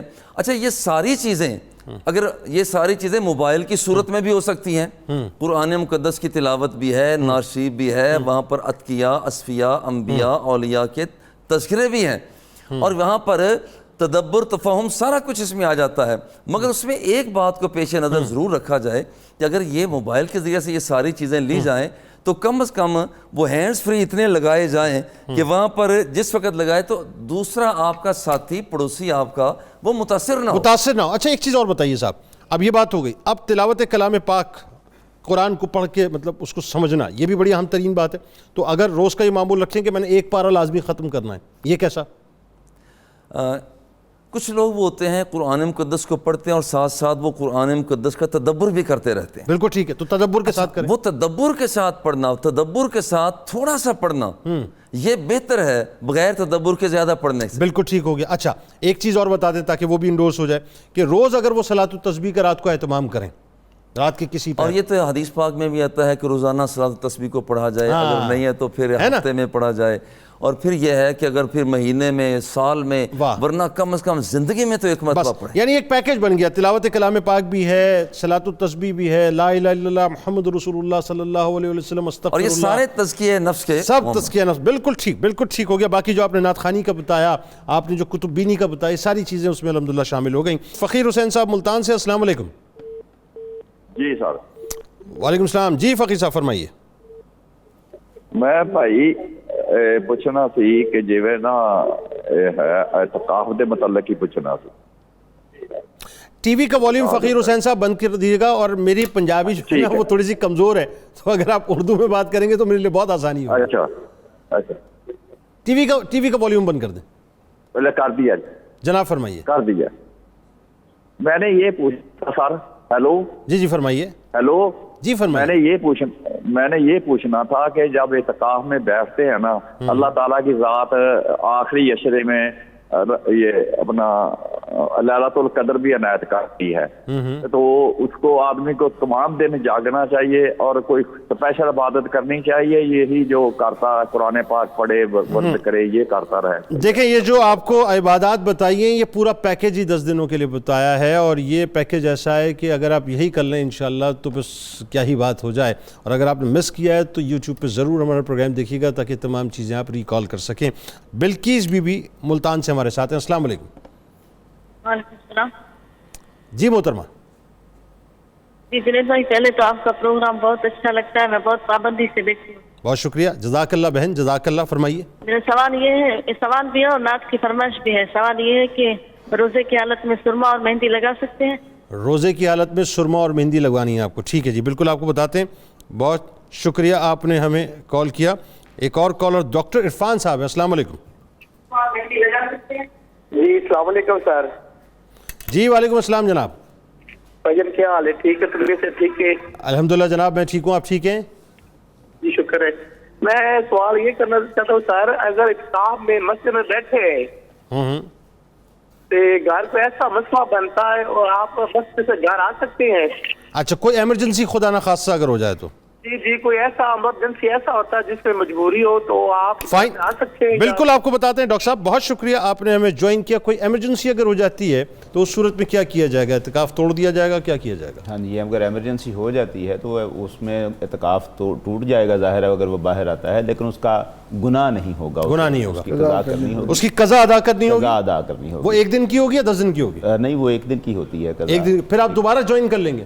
ہاں جی، نہیں مثال کے طور پر آپ چلے گئے، ٹوٹ گیا، اعتکاف تو ٹوٹ گیا ہے، ٹوٹ گیا، ٹھیک ہے، ہاں جی، اب اس کی قضا تو پھر بعد میں ہوتی ہے نا، جب قضا بعد میں ہوگی۔ ہاں جی، قضا صرف 1 ہی دن کی ہوتی ہے، وہ 1 ہی دن کی ہوتی ہے، یعنی اگر غروب آفتاب سے پہلے وہ بیٹھ جاتا ہے اور اگلے دن غروب آفتاب، فرسٹ ڈے فرض کیجئے خدا نہ خواستہ آپ بیٹھے اور ایمرجنسی ہو گئی، 2nd ڈے ہو گئی، 3rd ڈے ہو گئی، واٹس ایور، جی، تو اب جو آپ کا اعتکاف ٹوٹا ہے تو آگے رہ گئے 7 دن یا 6 دن یا 5 دن، ٹھیک، تو آپ کی جو قضا ہوگی وہ 1 ہی دن کی ہوگی؟ قضا وہ 1 ہی دن کی، اوکے، ہاں جی، قضا 1 ہی دن، مطلب وہ جتنے دن ٹوٹے اتنے دن کی قضا نہیں ہوگی۔ ہاں جی، ٹھیک ہو گیا. اچھا دوسرا یہ کہ یہ سوال ویسے ظاہر مغرب کے وقت جھاڑو لگانا بتائیے.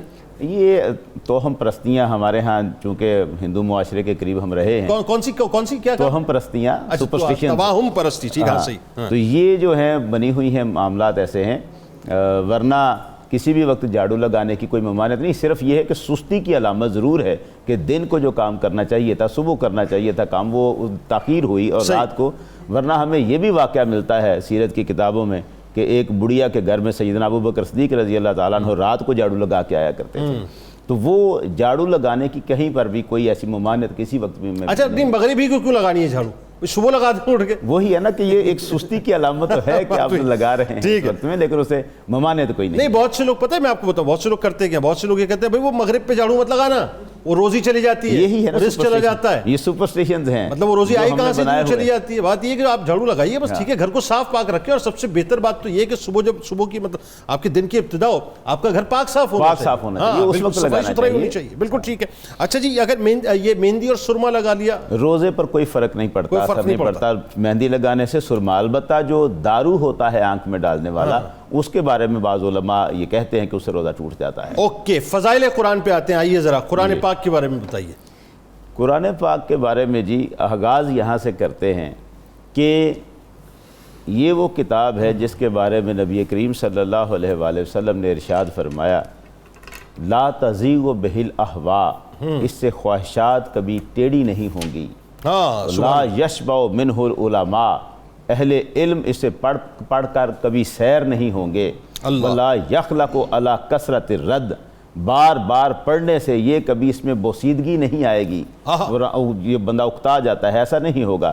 ولا تنقضی عجائبہ, اور اس کے جو عجائبات ہیں اس کا سلسلہ کبھی ختم نہیں ہو سکتا. یہ ایسی کتاب ہے, بدلے گا زمانہ لاکھ مگر قرآن نہ بدلا جائے گا, قول محمد قول خدا فرمان نہ بدلا جائے گا. یہ وہ کتاب ہے. اب اس کی جو تلاوت ہے جس کے بارے میں حضور سید عالم صلی اللہ علیہ وسلم نے یہ ارشاد فرمایا کہ ایک حرف جو پڑھتا ہے, من کرا حرفن, جو ایک حرف پڑھتا ہے اس کے لیے ایک نیکی, اور نیکی 10 نیکیوں کے برابر, اور الحسنۃ بعشر امثالھا, 10 نیکیوں کے برابر. اور پھر آپ نے ارشاد فرمایا کہ میں یہ نہیں کہتا کہ الف لام میم ایک حرف ہے, فرمایا الف ایک حرف ہے, لام ایک حرف ہے, میم الگ تیسرا حرف. تو یوں یہ صرف الف لام میم کہنے سے 30 نیکیاں, یہ تو الگ اپنی جگہ پر موجود ہے. سنن ابو داؤد میں یہ روایت ہے, آپ صلی اللہ علیہ وسلم نے ارشاد فرمایا مجتمع قوم فی بیت من بیوت اللہ یتلون کتاب اللہ ویتدارسونہ بینہم, جب بھی کوئی قوم اللہ کے گھروں میں سے کسی گھر میں اکٹھی ہوتی ہے, کچھ لوگ اللہ کے گھروں میں سے کسی گھر میں اکٹھے ہوتے ہیں, اللہ کی کتاب کی تلاوت کرتے ہیں, آپس میں درس و تدریس کرتے ہیں, الا نزلت علیہم السکینہ, تو اللہ کی طرف سے سکینہ ان پر نازل ہوتی ہے. وغشیتہم الرحمہ, اللہ کی رحمت انہیں ڈانپ لیتی ہے. وحفتہم الملائکہ, فرشتے ان کو گھیر لیتے ہیں. وذاکرہم فی من عندہ, اور پروردگار ان کا ذکر کرتا ہے اس مجلس میں جو اس کی بارگاہ میں کرے. سبحان اللہ, سبحان اللہ. اتنا بڑا شرف ہے ان کو جو قرآن مجید کی تلاوت کر رہے ہیں.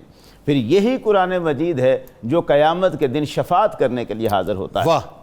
منظر بڑا عجب ہے جب یہ شفاعت کرنے بھی آتا ہے. سرکار نے فرمایا اقرأو, اسے پڑھو, کیونکہ یہ قیامت کے دن آئے گا شفیعاً لصحابہ, اپنے پڑھنے والوں کی شفاعت کرنے والا. اللہ اکبر. لیکن اس کی جو شفاعت کا انداز ہے وہ بھی جنید بھائی بڑا کمال ہے. یعنی قرآن مجید آ کے جب شفاعت کرتا ہے تو وہ یہ کہتا ہے کہ پروردگار یہ بندہ مجھے تلاوت کرتا تھا, اب یا رب حل ہی, اسے جوڑا پہنا, اس بندے کو جوڑا پہنا. اس کے قرآن کے کہنے پر فَيُلْبَسُ تَاجُ الْكَرَامَةِ, سرکار نے فرمایا کہ اسے کرامت کا تاج اس بندے کو پہنایا جاتا ہے, عزتوں کا تاج اس بندے کو پہنایا جاتا ہے. مگر قرآن جو پاس دیکھ رہا ہے کہ اس بندے کو میرے کہنے پر, میری سفارش پر تاج عزت پہنایا گیا, اس پہ بس نہیں کرتا. وہ عرض کرتا ہے یا رب زد ہو, پروردگارہ اور زیادہ کر, یہ مہربانی اور زیادہ کر. اور پھر اسے فَيُلْبَسُ حلت الکرامہ, اور پھر اسے عزتوں کا لباس پہنایا جاتا ہے, حلہ, کرامت کا حلہ پہنایا جاتا ہے. اور پھر قرآن کہتا ہے یا رب ارض عنہ, پروردگارہ اس پہ راضی ہو جا, یہ میری تلاوت کیا کرتا تھا تو اس پہ راضی ہو جا. فَيَرْضَ عَنْهُ, اور قرآن کی اس سفارش سے پروردگار اس بندے پہ راضی ہو جاتا ہے. یہ جو قرآن مجید ہے اس کی تلاوت کا جو معاملہ ہے, سرکار دو عالم صلی اللہ علیہ وسلم نے ارشاد فرمایا بخاری شریف کی یہ روایت ہے، مثل الذی یقرأ القرآن کل اترجا، یہ جو قرآن کی تلاوت جو بندہ کرتا ہے، جو مومن قرآن کی تلاوت کرتا ہے، اس کی مثال سنگترے کے پھل کی طرح کی، طعمھا طیب و ریحھا طیب، جس کا ذائقہ بھی مزیدار میٹھا ہے، پاکیزہ ہے، پاک ہے، اور اس کی خوشبو بھی نہایت پاکیزہ ہے۔ والذی لا یقرأ، اور وہ شخص جو اس کو نہیں پڑھتا ہے تو مومن مگر اس کی قرآن کی تلاوت نہیں کرتا، کل تمرا، اس کی مثال ہے کھجور جیسی، طعمھا طیب، جس کا ذائقہ تو میٹھا ہے، ولا ریح لہا، لیکن اس کی خوشبو نہیں ہے۔ کیونکہ مومن تو ہے نا، وہ ایمان تو ہے نا اس کے اندر، اس لیے مٹھاس ہے کھجور کے اندر، لیکن چونکہ قرآن نہیں پڑھتا تو اس کے پاس وہ خوشبو نہیں ہے، وہ خوشبو آتی ہے قرآن پڑھنے سے۔ اب یہ قرآن مجید حضرت اسید بن حضیر کا جو واقعہ ہے وہ تو ایک الگ ہمیں طرف لے جاتا ہے۔ وہ رات کو قرآن، کیا کمال واقعہ ہے صاحب، کیا کمال، یعنی وہ قرآن کی تلاوت کر رہے ہیں، سورہ بقرہ کی تلاوت کر رہے ہیں، اور اس تلاوت میں اچانک سے ان کے پاس جو گھوڑا ان کا بندھا ہوا ہے وہ اچھلتا ہے۔ آپ قرآن پڑھنا بند کر کے اس کی طرف دیکھتے ہیں، اور جب آپ چپ ہوتے ہیں تو وہ گھوڑا بھی اچھلنا بند کر دیتا ہے۔ آپ پھر قرآن پڑھنے لگتے ہیں تو الفاظ کی جب آواز اس تک جاتی ہے وہ پھر اچھلنا شروع کر دیتا ہے۔ آپ پھر دیکھتے ہیں جوں آپ چپ کرتے ہیں وہ رک جاتا ہے، اور جب آپ قرآن پڑھتے ہیں وہ اچھلنا شروع ہو جاتا ہے۔ 3 مرتبہ ایسا ہوا، بیٹا آپ کا پاس یحییٰ لیٹا ہوا تھا، اسید کا بیٹا، وہ پاس آپ ان کو ڈر لگا کہ کہیں یہ گھوڑا اچھلتا بیٹے پر ہی نہ آ جائے، اس لیے تلاوت کو بند کر دیا۔ ادھر ادھر دیکھا کچھ نظر نہ آیا، اوپر کی طرف دیکھا کچھ نظر آیا، روایت کہتی ہے کچھ نظر آیا، حتی ما یرا، کچھ نظر آیا۔ صبح جب سرکار وہ آگے چل کے وہ آگے چلنا ہے، یعنی ابھی روایت نے یہاں یہ کہا ہے کہ انہیں کچھ نظر آیا۔ پھر صبح جب سرکار دو عالم صلی اللہ علیہ وسلم کی خدمت میں حاضر ہوئے، یہاں انہوں نے بتایا ہے کہ کیا نظر آیا۔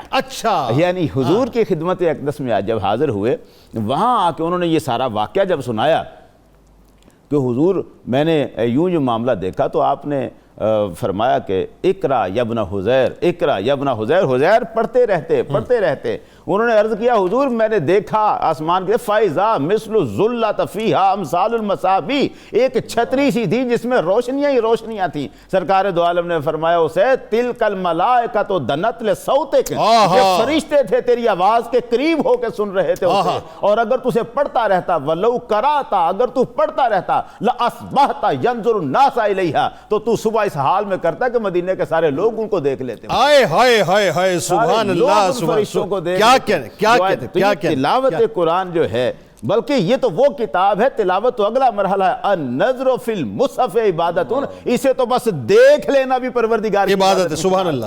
پروفیسر صاحب، اب ایک ایسی ہستی کی بارگاہ میں میں چاہتا ہوں کہ آپ ہدیہ عقیدت پیش کریں، جن کا تذکرہ کرتے وقت یقین مانیے میرے دل کو یوں بھی سکون ملتا ہے کہ میں جب صبح پروگرام کا آغاز کرتا ہوں صبح نور، تو جو پہلا نام میری زبان پہ آتا ہے وہ صوفی برکت علی علیہ رحمہ کا آتا ہے۔ اسماء النبی کریم صلی اللہ علیہ وآلہ وسلم ظاہر ہے روز ہم ان کے لکھے ہوئے پڑھتے ہیں، اور کمال بات یہ ہے کہ یہ ان کی برکتیں ماشاءاللہ کہ یہ پروگرام جو ہے وہ دن دگنی رات چوگنی ترقی کر رہا ہے ماشاءاللہ۔ اچھا، اب اس میں ایک تو یہ کہ ان کا تذکرہ پاک ضرور آپ کیجئے کہ تاجدار دارالاحسان آپ ہیں۔ ایک بات جو میں چاہتا ہوں سوال سے پہلے آپ کے سامنے رکھوں گا، آپ نے بنیادی تعارف بتانا ہے، ان کی خدمات بتانی ہے کہ صوفی برکت علی علیہ رحمہ ناظرین وہ شخصیت ہیں کہ آپ ذرا جا کے ان کو پڑھیے گا کہ یہ ایک اپنے جو جہاں پہ ان کا قرآن محل تھا وہاں باہر برآمدے میں آپ ٹہل رہے تھے، اور یہ ویڈیو ابھی بھی گوگل پہ موجود ہے، آپ سرچ کیجئے صوفی برکت علی علیہ رحمہ کے، لکھیے پریڈکشن ریگارڈنگ پاکستان لکھیں، اس میں صوفی برکت علی علیہ رحمہ پریڈکشن ریگارڈنگ پاکستان، تو آپ کو وہ جملے نظر آئیں گے۔ وہ ٹہلتے ہوئے ان کے ساتھ چند لوگ موجود ہیں اور اپنی ایک مخصوص کیفیت میں وہ رہتے تھے، اس مخصوص کیفیت میں اپنے جملے ادا کیے تھے کہ ایک دیوانہ ایک جنگل میں تنکے چن رہا تھا۔ فرماتے ہیں کہ ایک دیوانہ اپنے بارے میں کہ ایک دیوانہ ایک جنگل میں تنکے چن رہا تھا، اور یہ کہہ رہا تھا کہ وہ دن دور نہیں کہ کسی دن پاکستان کی ہاں اور نہ میں اقوام عالم کی ہاں اور نہ ہوگی، ان کے فیصلے ہوا کریں گے۔ یہ صوفی برکت علی علیہ رحمہ کے جملے پاکستان کے لیے ہیں۔ آغاز کیجئے اور بتائیے ہمیں ذرا ان کے بارے میں۔ یقینی طور پر ان کا نام لیتے ہوئے بھی ہم یقیناً اللہ تعالیٰ کی رحمتیں اپنے دامن میں سمیٹ رہے ہیں۔ تاجدار دارالاحسان ولادت سے لے کر وفات تک انہوں نے جس انداز میں زندگی بسر کی اور ڈوبتے ہوئے خانقاہی نظام کو جو تر و تازگی عطا کر دی، وہ ان کا ایک خوبصورت کارنامہ ہے۔ اور 92 والے اس ادارے کے مالکان کی ان کے ساتھ محبت کا نتیجہ ہے کہ یہاں ہم اپنے پروگرام کا آغاز ہی صبح نور ان کے نام سے کرتے ہیں۔ بالکل ایسا۔ اب ہندوستان کے علاقے برہمی میں ولادت ہوتی ہے 1911 میں۔ آپ کے والد نگاہ بخش، آپ کی والدہ رحمت بی بی، ان کے نام ہی بتا رہے ہیں کہ انہیں ان کے والدین نے کس انداز سے یہ نام دیے ہوں گے۔ تو ان کے ہاں اللہ تعالیٰ نے صوفی محمد ابو انیس برکت علی عطا فرمائے۔ والدین نے ان کی تربیت پر خصوصی توجہ دی، دین کی طرف رغبت دی۔ والد چونکہ فوج میں ملازم تھے تو انہوں نے اپنے بیٹے کو بھی اس ملازمت کے لیے تیار کیا۔ جی ایسا ہی۔ اور جب آپ اس ملازمت میں آئے تو وہاں پر بھی ایک خوبصورت رنگ ان کی سیرت کا مطالعہ کرنے والوں کو ملتا ہے کہ رمضان المبارک میں جب وہ روزے کی حالت میں ہوتے تو ان کی کور کا کمانڈر جنرل وچ ان کے احترام میں دن کو کھاتا پیتا نہیں تھا۔ آپ دیکھیے کہ آپ نے آرمی اسپیشل ایجوکیشن کورس پاس کیا اور وائی کیڈٹ کے طور پہ آپ نے جوائن کیا تھا، اور کمال یہ ہے صاحب کہ آپ نے ہیڈ کوارٹر میں جب جوائن کیا تو اس وقت جو ہے چونکہ برطانوی فوج تھی ظاہر ہے، تو حساس اداروں میں جو ہے وہ آپ کو تعینات کیا گیا تھا، اتنا آپ کے اوپر ٹرسٹ تھا آپ کے کردار کی وجہ سے۔ اور اس کے باوجود آپ کے کردار سے اور انہی دنوں اللہ تعالیٰ نے انہیں موقع عطا کیا کہ سیدنا حضرت فرید الدین گنج شکر رحمۃ اللہ علیہ کے بھانجے حضرت علاؤدین علی صابر کلیر، ان کے مزار پر جا کر رات کو چلا کرنا، رات بھر ان کے دربار پر بیٹھ کر، اس سے ان کے اندر ایسا نور منتقل ہوا کہ انہوں نے اپنے آپ کو اس بات کے لیے تیار کر لیا کہ اب میں سروس کی بجائے میں اللہ کے دین کی خدمت کروں گا۔ بالکل ایسا ہے۔ اور وہ حالت ایسی تھی کہ جنگ جاری تھی اور اس وقت سیکنڈ ورلڈ وار 1945 جی وہ جاری تھی۔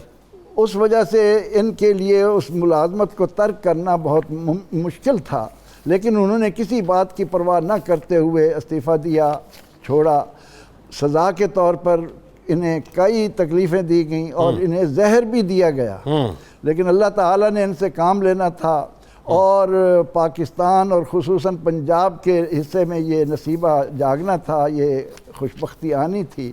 قے آئی اور زہر نکل گیا، کورٹ مارشل ہوا، اس میں بھی بری ہو گئے، اور پاکستان بننے کے بعد جب آپ یہاں تشریف لائے تو سالار والا علاقہ ہے، وہاں پر آپ نے آ کر قیام کیا۔ والد کے 27 اگست 1947 کو آپ تشریف لائے۔ جی، تو والد کی جو وہاں جائیداد تھی اس کے بدلے میں آپ کو یہاں زمین ملی۔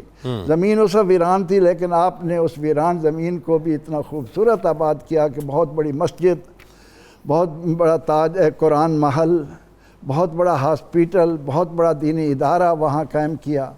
اور اس انداز سے آپ نے اپنے متعلقین کے لیے 3 باتوں کا جو اہتمام کیا ہے، واہ کیا اچھی بات ہے، وہ ہے آپ کا عظیم کارنامہ۔ آپ کے بارے میں کہ آپ کی 300 سے زائد کتابیں بھی ہیں اور خدمت، آپ فرماتے تھے کہ جو میرے ساتھ منسلک ہے وہ 3 باتوں کا اہتمام کسی صورت میں اپنے ہاتھ سے نہ جانے دے۔ ایک تو ذکر الہی، اور اس کے بعد دین کی تبلیغ، اور تیسری بات یہ ہے کہ خدمت خلق۔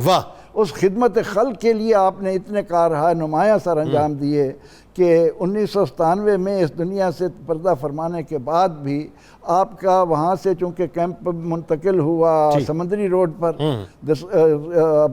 سمندری روڈ کے قریب دارالاحسان کیمپس بنا، تو وہاں آج بھی ہسپتال جس انداز سے لوگوں کی خدمت کر رہا ہے، آنکھوں کا ہسپتال، آنکھوں کا ہسپتال، پھر آپ کا جو مطلب یہ قرآن محل ہے، لنگر خانہ، مساجد، دینی ادارہ چل رہا ہے۔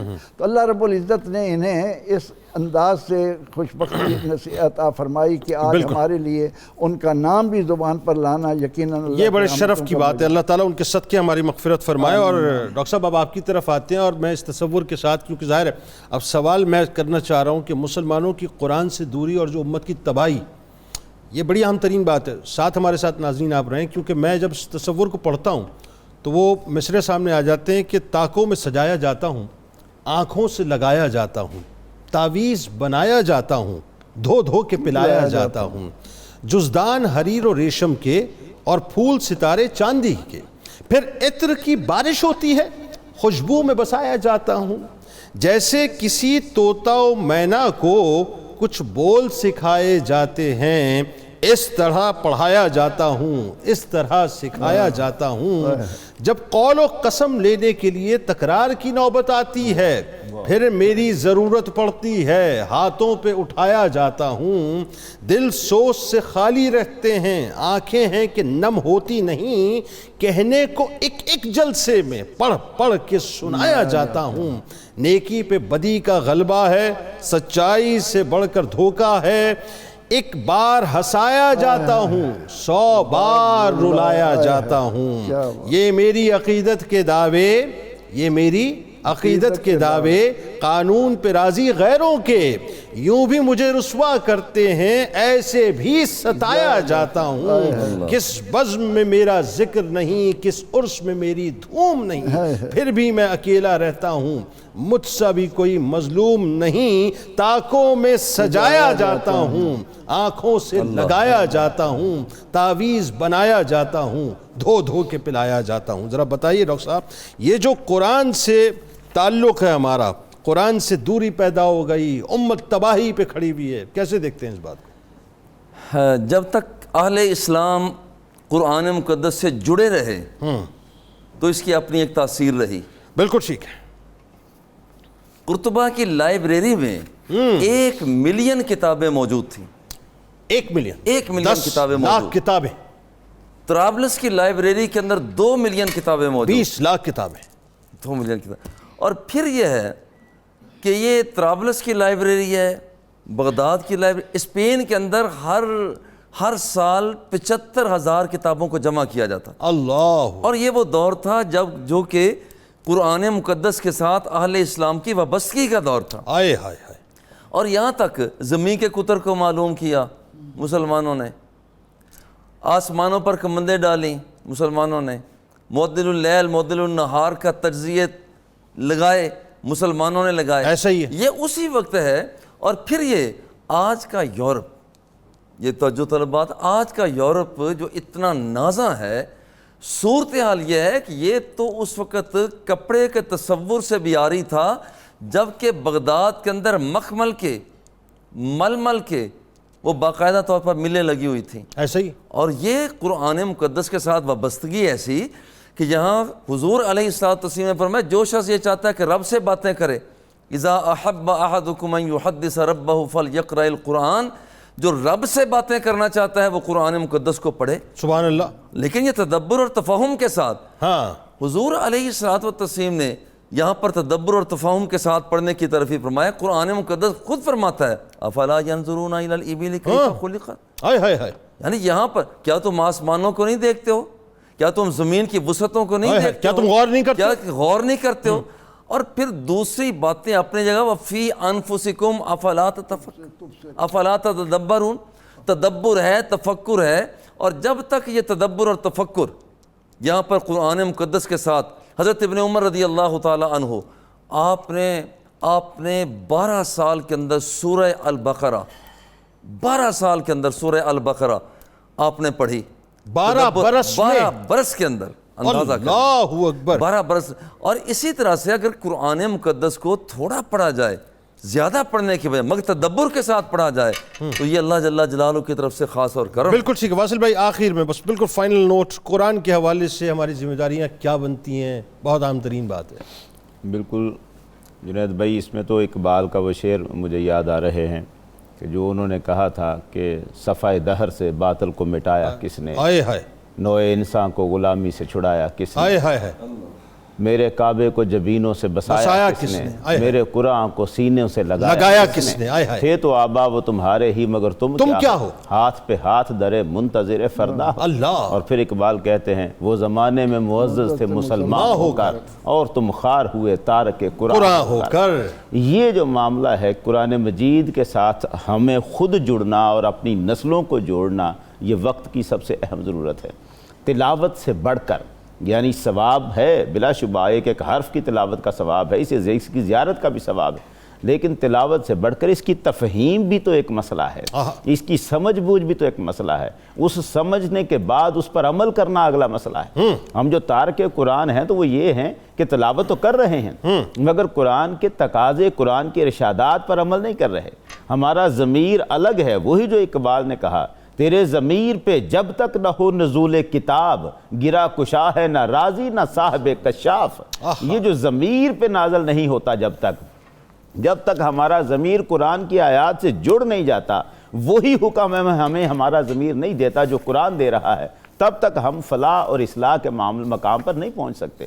ہمیں اپنی اولادوں کو بتانا ہے، اپنی نسل خود بھی اپنے اعمال کو آراستہ کرنا ہے، اولاد کو بھی قرآن سمجھانا ہے۔ وہ جو سرکار دو عالم نے ارشاد فرمایا ادبوا اولادکم حب نبیکم و حب اہل بیت نبیکم و قراءۃ القرآن، اپنی اولاد کو اپنے نبی کی محبت سکھاؤ، اپنے نبی کے اہل بیت کی محبت سکھاؤ اور انہیں قرآن پڑھنا سکھاؤ۔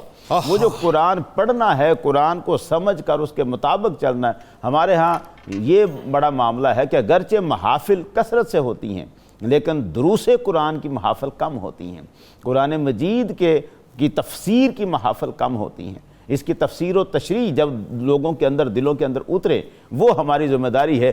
وقت فرصت ہے کہاں، کام ابھی باقی ہے، نور توحید کا اتمام ابھی باقی ہے۔ ہمیں قرآن کے پیغام کو عام کرنا ہے، قرآن کو سمجھانا ہے، لوگوں تک پہنچانا ہے۔ بہت شکریہ، بہت شکریہ، بہت شکریہ۔ ناظرین ہمارے ساتھ رہیں، مختصر سا وقفہ ہے، آپ بھی سحری کیجئے، ہم بھی سحری کرتے ہیں اور لوٹ کے انشاءاللہ پھر آپ کو مجموعہ کلام سنواتے ہیں۔ اور قصص القرآن میں آج آپ نے ضرور میرے ساتھ رہنا ہے، بڑا اہم ترین واقعہ ہے حضرت موسیٰ علیہ السلام کے حوالے سے۔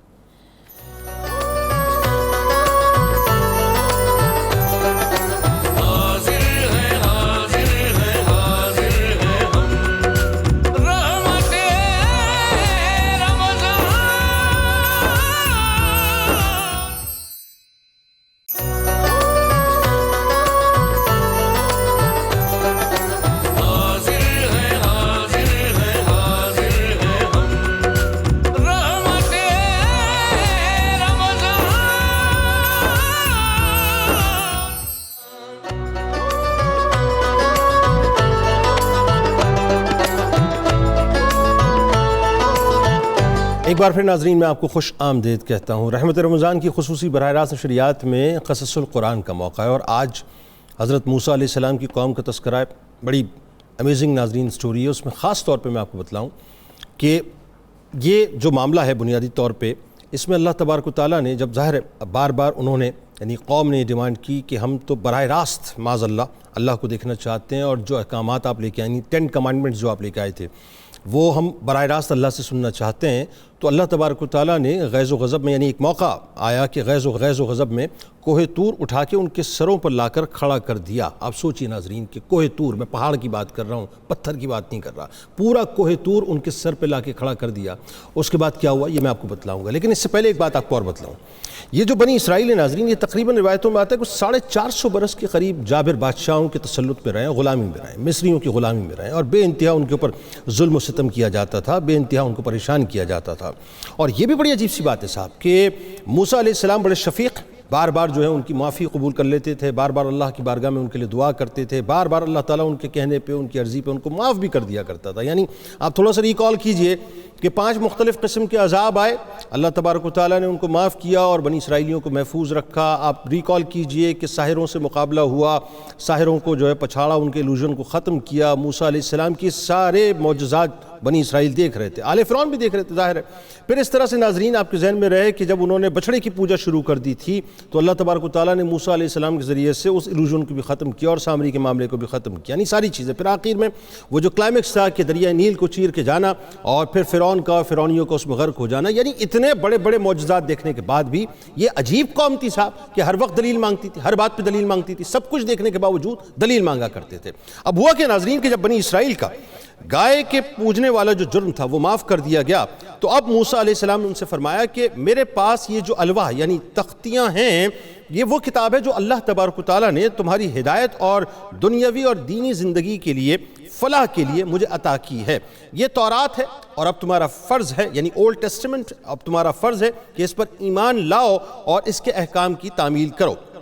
بنی اسرائیل ناظرین بہرحال چونکہ ظاہر ہے بنی اسرائیل تھے، کہنے لگے کہ اے موسیٰ ہم کیسے یقین کریں کہ یہ اللہ کی کتاب ہے، صرف تیرے کہنے پر تو ہم اس کو نہیں مانیں گے، معاذ اللہ، ہم تو جب اس پر ایمان لائیں گے کہ اللہ کو بے حجاب اپنی آنکھوں سے دیکھ لیں اور اللہ تعالیٰ ہم سے خود مخاطب ہو کر یہ کہے کہ اے بنی اسرائیل کہ یہ تورات میری کتاب ہے، تم اس پر ایمان لاؤ، معاذ اللہ۔ حضرت موسیٰ علیہ السلام نے ان کو سمجھایا کہ یہ بے وقوفی کا سوال ہے، بے وقوفی کی باتیں مت کرو، ان آنکھوں سے اللہ کو کس نے دیکھا ہے جو تم دیکھو گے، یہ نہیں ہو سکتا، یعنی انہوں نے کیٹیگوریکل اس بات کو ریفیوز کر دیا، مگر بنی اسرائیل کا اصرار بدستور بڑھتا رہا۔ حضرت موسیٰ علیہ السلام نے جب یہ دیکھا تو کچھ سوچ کر ارشاد فرمایا کہ یہ تو ناممکن ہے کہ تم لاکھوں کی تعداد میں میرے ساتھ طور کے پہاڑ پر چلو اور اس کی تصدیق کے لے جاؤ۔ ظاہر ہے تقریباً کوئی 6 لاکھ کے قریب ناظرین لوگ تھے، مناسب یہ ہے کہ تم میں سے چند سردار چن لیتا ہوں اور ان کو اپنے ساتھ لے جاتا ہوں، وہ واپس آ کر تصدیق کر لیں تاکہ پھر یہ تمام لوگ بھی اس بات کو تسلیم کر لیں، اور چونکہ ابھی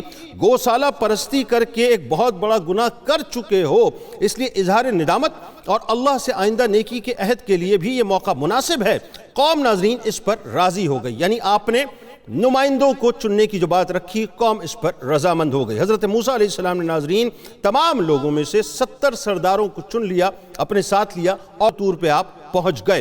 طور پر ناظرین ایک سفید بادل کی طرح نور نے حضرت موسیٰ علیہ السلام کو گھیر لیا اور اللہ تبارک و تعالیٰ سے ہم کلامی شروع ہو گئی۔ حضرت موسیٰ علیہ السلام نے بارگاہ الہی میں عرض کیا کہ اے میرے پروردگار، تو بنی اسرائیل کے حالات کا دانا و بینا ہے، ان کی ضد پر 70 آدمی انتخاب کر کے لایا ہوں، ان کے یہ نمائندے ہیں، کیا اچھا ہو کہ وہ بھی اس حجاب نور سے میری اور تیری ہم کلامی کو سن لیں اور قوم کے پاس جا کر تصدیق کرنے کے قابل ہو جائیں۔ اللہ تبارک و تعالیٰ نے حضرت موسیٰ علیہ السلام کی دعا کو منظور کر لیا اور ان کو حجاب نور میں لے لیا گیا اور انہوں نے حضرت موسیٰ علیہ السلام اور اللہ رب العالمین کی ہم کلامی کو سنا۔ پھر جب پردہ نور ہٹ گیا اور حضرت موسیٰ علیہ السلام اور ان کے سرداروں کے درمیان مکالمہ ہوا تو سرداروں نے وہی اپنا پہلا اصرار قائم رکھا کہ جب تک بے حجاب اللہ کو نہ دیکھ لیں معاذ اللہ ہم ایمان نہیں لائیں گے۔ یعنی قوم کی ہٹ دھرمی کی بھی کوئی انتہا ہوتی ہے ناظرین، سب کچھ دیکھ رہے تھے اپنی برہنہ آنکھوں سے، سب کچھ دیکھ رہے تھے، بار بار دیکھ رہے تھے، تواتر سے دیکھ رہے تھے، مسلسل دیکھ رہے تھے، مستقل دیکھ رہے تھے، لیکن اس کے باوجود ڈینائل موڈ پہ کہ میں نہیں مانتا، میں نہیں جانتا۔ بہرحال اس احمقانہ اصرار اور ضد پر غیرت الہی نے ان کو یہ سزا دی ناظرین کہ ایک ہیبت ناک چمک اور کڑک اور زلزلے نے ان کو آ لیا اور جلا کر خاک کر دیا۔ حضرت موسیٰ علیہ السلام نے جب یہ دیکھا تو بارگاہ الہی میں عاجزی کے ساتھ دعا مانگی۔ بڑے نرم دل اور انتہائی شفیق ہیں ہمارے حضرت موسیٰ علیہ السلام، اور یہ ناظرین نبی کریم صلی اللہ علیہ وآلہ وسلم کی شفقت اور محبت کی ایک خاص مماثلت آپ کو ان کے اندر نظر آئے گی۔ یہی تو وجہ ہے کہ آپ یہ دعا کیا کرتے تھے کہ یا اللہ مجھے نبی کریم صلی اللہ علیہ وآلہ وسلم کا امتی بنا دے۔ بہرحال تو معاملہ یہ ہوا ناظرین کہ بہت عاجزی کے ساتھ آپ نے دعا کی کہ الہی یہ بے وقوف اگر بے وقوفی کر بیٹھے تو کیا ہم سب کو ہلاک کر دے گا؟ اے اللہ اپنی رحمت سے تو ان کو معاف کر دے۔ حق تعالیٰ نے حضرت موسیٰ علیہ السلام کی دعا کو سنا اور ان سب کو دوبارہ حیات بخش دی۔ قربان جاؤں اپنے رب کے کہ کیسا مان رکھتا ہے وہ اپنی نبی کی دعا کا۔ اور ناظرین ہوا یہ پھر جب وہ زندگی کا لباس پہن رہے تھے تو ایک دوسرے کی تازہ زندگی کو آنکھوں سے دیکھ رہے تھے، یعنی اللہ تبارک و تعالیٰ ان کو زندگی عطا کر رہا ہے اور جیسے جیسے زندگی آتی جا رہی ہے تو اپنی نگاہوں نگاہوں سے وہ 70 افراد ایک دوسرے کو دیکھ رہے ہیں کہ اللہ تعالیٰ سب کو زندگیاں عطا کر رہا ہے، یعنی اس کے باوجود بھی آنکھیں نہیں کھل رہی ہیں۔ بہرحال اس بات کو اللہ تبارک و تعالیٰ نے سورہ اعراف کی آیت نمبر 155 سے 157 میں یوں بیان کیا ہے کہ اور موسیٰ علیہ السلام نے اپنی قوم کے 70 مردوں کو ہمارے مقرر کردہ وقت پر ہمارے حضور معذرت کی پیشی کے لیے چن لیا، پھر جب انہیں قوم کو برائی سے منع نہ کرنے پر تادیباً شدید زلزلے نے آ پکڑا تو موسیٰ علیہ السلام نے عرض کیا، اے رب اگر تو چاہتا تو اس سے پہلے ہی ان لوگوں کو اور مجھے ہلاک فرما دیتا، کیا تو ہمیں اس خطا کے سبب ہلاک فرمائے گا جو ہم میں سے بے وقوف لوگوں نے انجام دی ہے؟ یہ تو محض تیری آزمائش ہے، اس کے ذریعے تو جسے چاہتا ہے گمراہ فرماتا ہے اور جسے چاہتا ہے ہدایت فرماتا ہے، تو ہی ہمارا کارساز ہے، سو تو ہمیں بخش دے اور ہم پر رحم فرما، اور تو سب سے بہتر بخشنے والا ہے، اور تو ہمارے لیے اس دنیا کی زندگی میں بھی بھلائی لکھ دے اور آخرت میں بھی، بے شک ہم تیری طرف تائب و راغب ہو چکے۔ ارشاد ہوا، میں اپنا عذاب جسے چاہتا ہوں اسے پہنچاتا ہوں اور میری رحمت ہر چیز پر وسعت رکھتی ہے، تو میں عنقریب اس رحمت کو ان لوگوں کے لیے لکھ دوں گا جو پرہیزگاری اختیار کرتے ہیں اور زکوٰۃ دیتے رہتے ہیں، اور وہی لوگ ہی ہماری آیتوں پر ایمان رکھتے ہیں، اور یہ وہ لوگ ہیں جو اس رسول کی پیروی کرتے ہیں جو امی لقب نبی ہیں، یعنی دنیا میں کسی شخص سے پڑھے بغیر من جانب اللہ لوگوں کو اخبار غیب اور معلومات کے علوم و معارف بتاتے ہیں، جن کے اوصاف و کمالات کو وہ لوگ تورات اور انجیل میں لکھا ہوا پاتے ہیں، جو انہی اچھی باتوں کا حکم دیتے ہیں، جو انہیں اچھی باتوں کا حکم دیتے ہیں اور بری باتوں سے منع فرماتے ہیں، اور ان کے لیے پاکیزہ چیزوں کو حلال کرتے ہیں اور ان پر پلید چیزوں کو حرام کرتے ہیں، اور ان سے ان کے بارگراں اور توق قیود جو ان پر نافرمانیوں کے باعث مسلط تھے ساکت فرماتے اور انہیں نعمت آزادی سے بہریاب کرتے ہیں۔ پس جو لوگ اس برگزیدہ رسول پر ایمان لائیں گے اور ان کی تعظیم و توقیر کریں گے اور ان کے دین کی مدد و نصرت کریں گے اور اس نور قرآن کی پیروی کریں گے جو ان کے ساتھ اتارا گیا، وہی لوگ ہی فلاح پانے والے ہیں۔ بنی اسرائیل کا معاملہ ناظرین اب جبل طور پہ کیا تھا، ذرا یہ بھی سمجھیے گا کہ جب یہ 70 سردار دوبارہ زندگی پا کر قوم کی جانب واپس ہوئے تو انہوں نے قوم سے تمام قصہ کہہ کر سنا دیا اور بتایا کہ موسیٰ علیہ السلام جو کچھ کہتے ہیں وہ حق ہے، بلا شبہ وہ اللہ کے فرستادہ ہیں۔ اب فطرت سلیم کا ناظرین تقاضا تو یہ تھا کہ یہ سب اللہ تبارک و تعالیٰ کا شکر بجا لاتے اور اس کے فضل و کرم کی فراوانی کے پیش نظر فرما برداری اور عبودیت کے ساتھ اس کے سامنے سر تسلیم خم کرتے، مگر ہوا یہ ناظرین کہ انہوں نے اپنی کجروی کو باقی رکھا اور اپنے نمائندے یعنی جتنے بھی نمائندے بھیجے گئے تھے ان کی تصدیق کے باوجود تورات کو قبول کرنے میں پس و پیش شروع کر دی اور حضرت موسیٰ علیہ السلام کے ارشادات پر کان نہ دھرا۔ جب حضرت موسیٰ علیہ السلام نے دیکھا تو بارگاہ الہی سے رجوع کیا کہ قوم کی بے روی کا جو گلہ تھا وہ اللہ تبارک و تعالیٰ کے آگے پیش کیا۔ بارگاہ الہی سے حکم ہوا کہ ان نافرمانوں کے لیے میں آپ کو ایک حجت اور عطا کرتا ہوں، یعنی اللہ تعالیٰ نے پھر ایک رحمت اور کرم کیا، اور وہ یہ کہ جس پہاڑ پر تو مجھ سے کلام کرتا ہے یعنی ہم کلام ہوتا ہے اور جس پر تیری قوم کے منتخب سرداروں نے حق کا مشاہدہ کیا تھا، اسی پہاڑ کو حکم دیتا ہوں کہ وہ اپنی جگہ سے حرکت کرے اور صاحبان کی طرح بنی اسرائیل کے سروں پر چھا جائے۔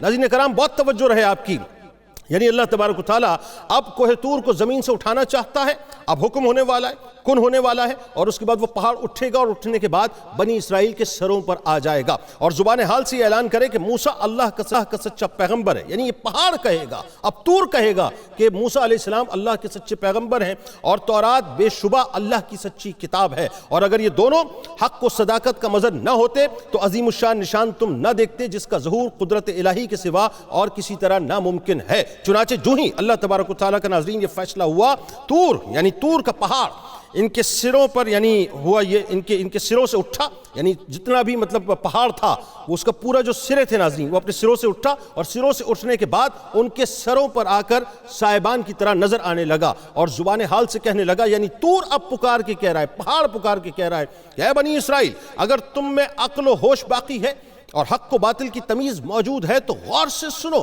کہ میں اللہ کا نشان بن کر تم کو بالیقین کہتا ہوں اور شہادت دیتا ہوں کہ موسیٰ علیہ السلام نے بارہا میری پیٹھ پر اللہ تبارک و تعالیٰ کے ساتھ ہم کلامی کا شرف حاصل کیا ہے. یعنی یہ طور گواہی دے رہا ہے کہ اللہ تبارک و تعالیٰ سے گفتگو میری پیٹھ پر کھڑے ہو کر، میری پیٹھ پہ کھڑے ہو کر موسیٰ علیہ السلام اللہ تعالیٰ سے کیا کرتے تھے، اور تمہارے رشد و ہدایت کا قانون بھی اس کو میری پیٹھ پر ہی عطا ہوا ہے. اور پھر اس کے بعد یہ کہتا ہے وہ کہ میری یہ حیبت، یعنی میری یہ جو حیبت ہے اور میری جو حیت ہے تمہارے لیے حیران کن بن رہی ہے. اس امر کی شہادت ہے کہ جب انسان کے سینے میں دل کی نرمی سختی میں بدل جاتی ہے تو پھر وہ پتھر کا ٹکڑا بلکہ اس سے بھی زیادہ سخت بن جاتا ہے، اور رشد و ہدایت اس میں کسی جانب سے بھی سرایت نہیں کر پاتی. دیکھو میں پتھر کے ٹکڑوں کا مجموعہ پہاڑ ہوں، یہ کلام طور کا ہے ناظرین، لیکن اللہ کے حکم کے سامنے سر تسلیم خم کیے ہوئے ہوں، کس طرح سے عبودیت کا مظاہرہ کر رہا ہوں، مگر تم ہو کہ انانیت اور خودی کے گھمنڈ میں کسی حالت میں بھی نہیں کو ہاں میں بدلنے کو تیار نہیں، یعنی سچ کو ماننے کو تیار نہیں. بنی اسرائیل نے ناظرین جب یہ نشان دیکھا، اور ظاہر ہے یہ بات ایسی، آپ مطلب امیجن کیجئے، آپ ذرا ایک لمحے کے لیے تصور کیجئے کہ میں اس وقت آپ سے گفتگو کر رہا ہوں، خدا نہ خواستہ اللہ تعالیٰ ہمیں اس موقع پہ کبھی نہ لائے، لیکن اگر اس وقت ہمیں کوئی ایسی نشانی اللہ تعالیٰ دکھائے کہ ایک پہاڑ زمین سے اکھڑے اور اکھڑنے کے بعد وہ پہاڑ ہمارے سروں پہ، یعنی پاکستانیوں کے سروں پر آ جائے، اور آ کر پھر وہ پہاڑ پکار کے کہے کہ سب ٹھیک ہو جاؤ، راہ راست پہ آ جاؤ، ورنہ خدا نہ خواستہ اللہ کا عذاب آ جائے گا. اب سوچئے ناظرین اس وقت قوم کی کیا حالت ہوگی، جو ہم بدکاری میں اس وقت پڑے ہوئے ہیں، جو ہم کرپشن میں پڑے ہوئے ہیں، جو ہم لوٹ مار میں پڑے ہوئے ہیں، جو ہم دو نمبریوں میں پڑے ہوئے ہیں، جو ہمارے ہاں جو LGBTQ کو اتنا پروموٹ کیا جاتا ہے، جو ہمارے ہاں کرسی اور اقتدار کی لالچ کے اندر ایک دوسرے کو جو ہے مارا جا رہا ہے، پیٹا جا رہا ہے، یعنی جو سب کچھ کیا جا رہا ہے، ہم کہاں پہ آ کے کھڑے ہوں گے؟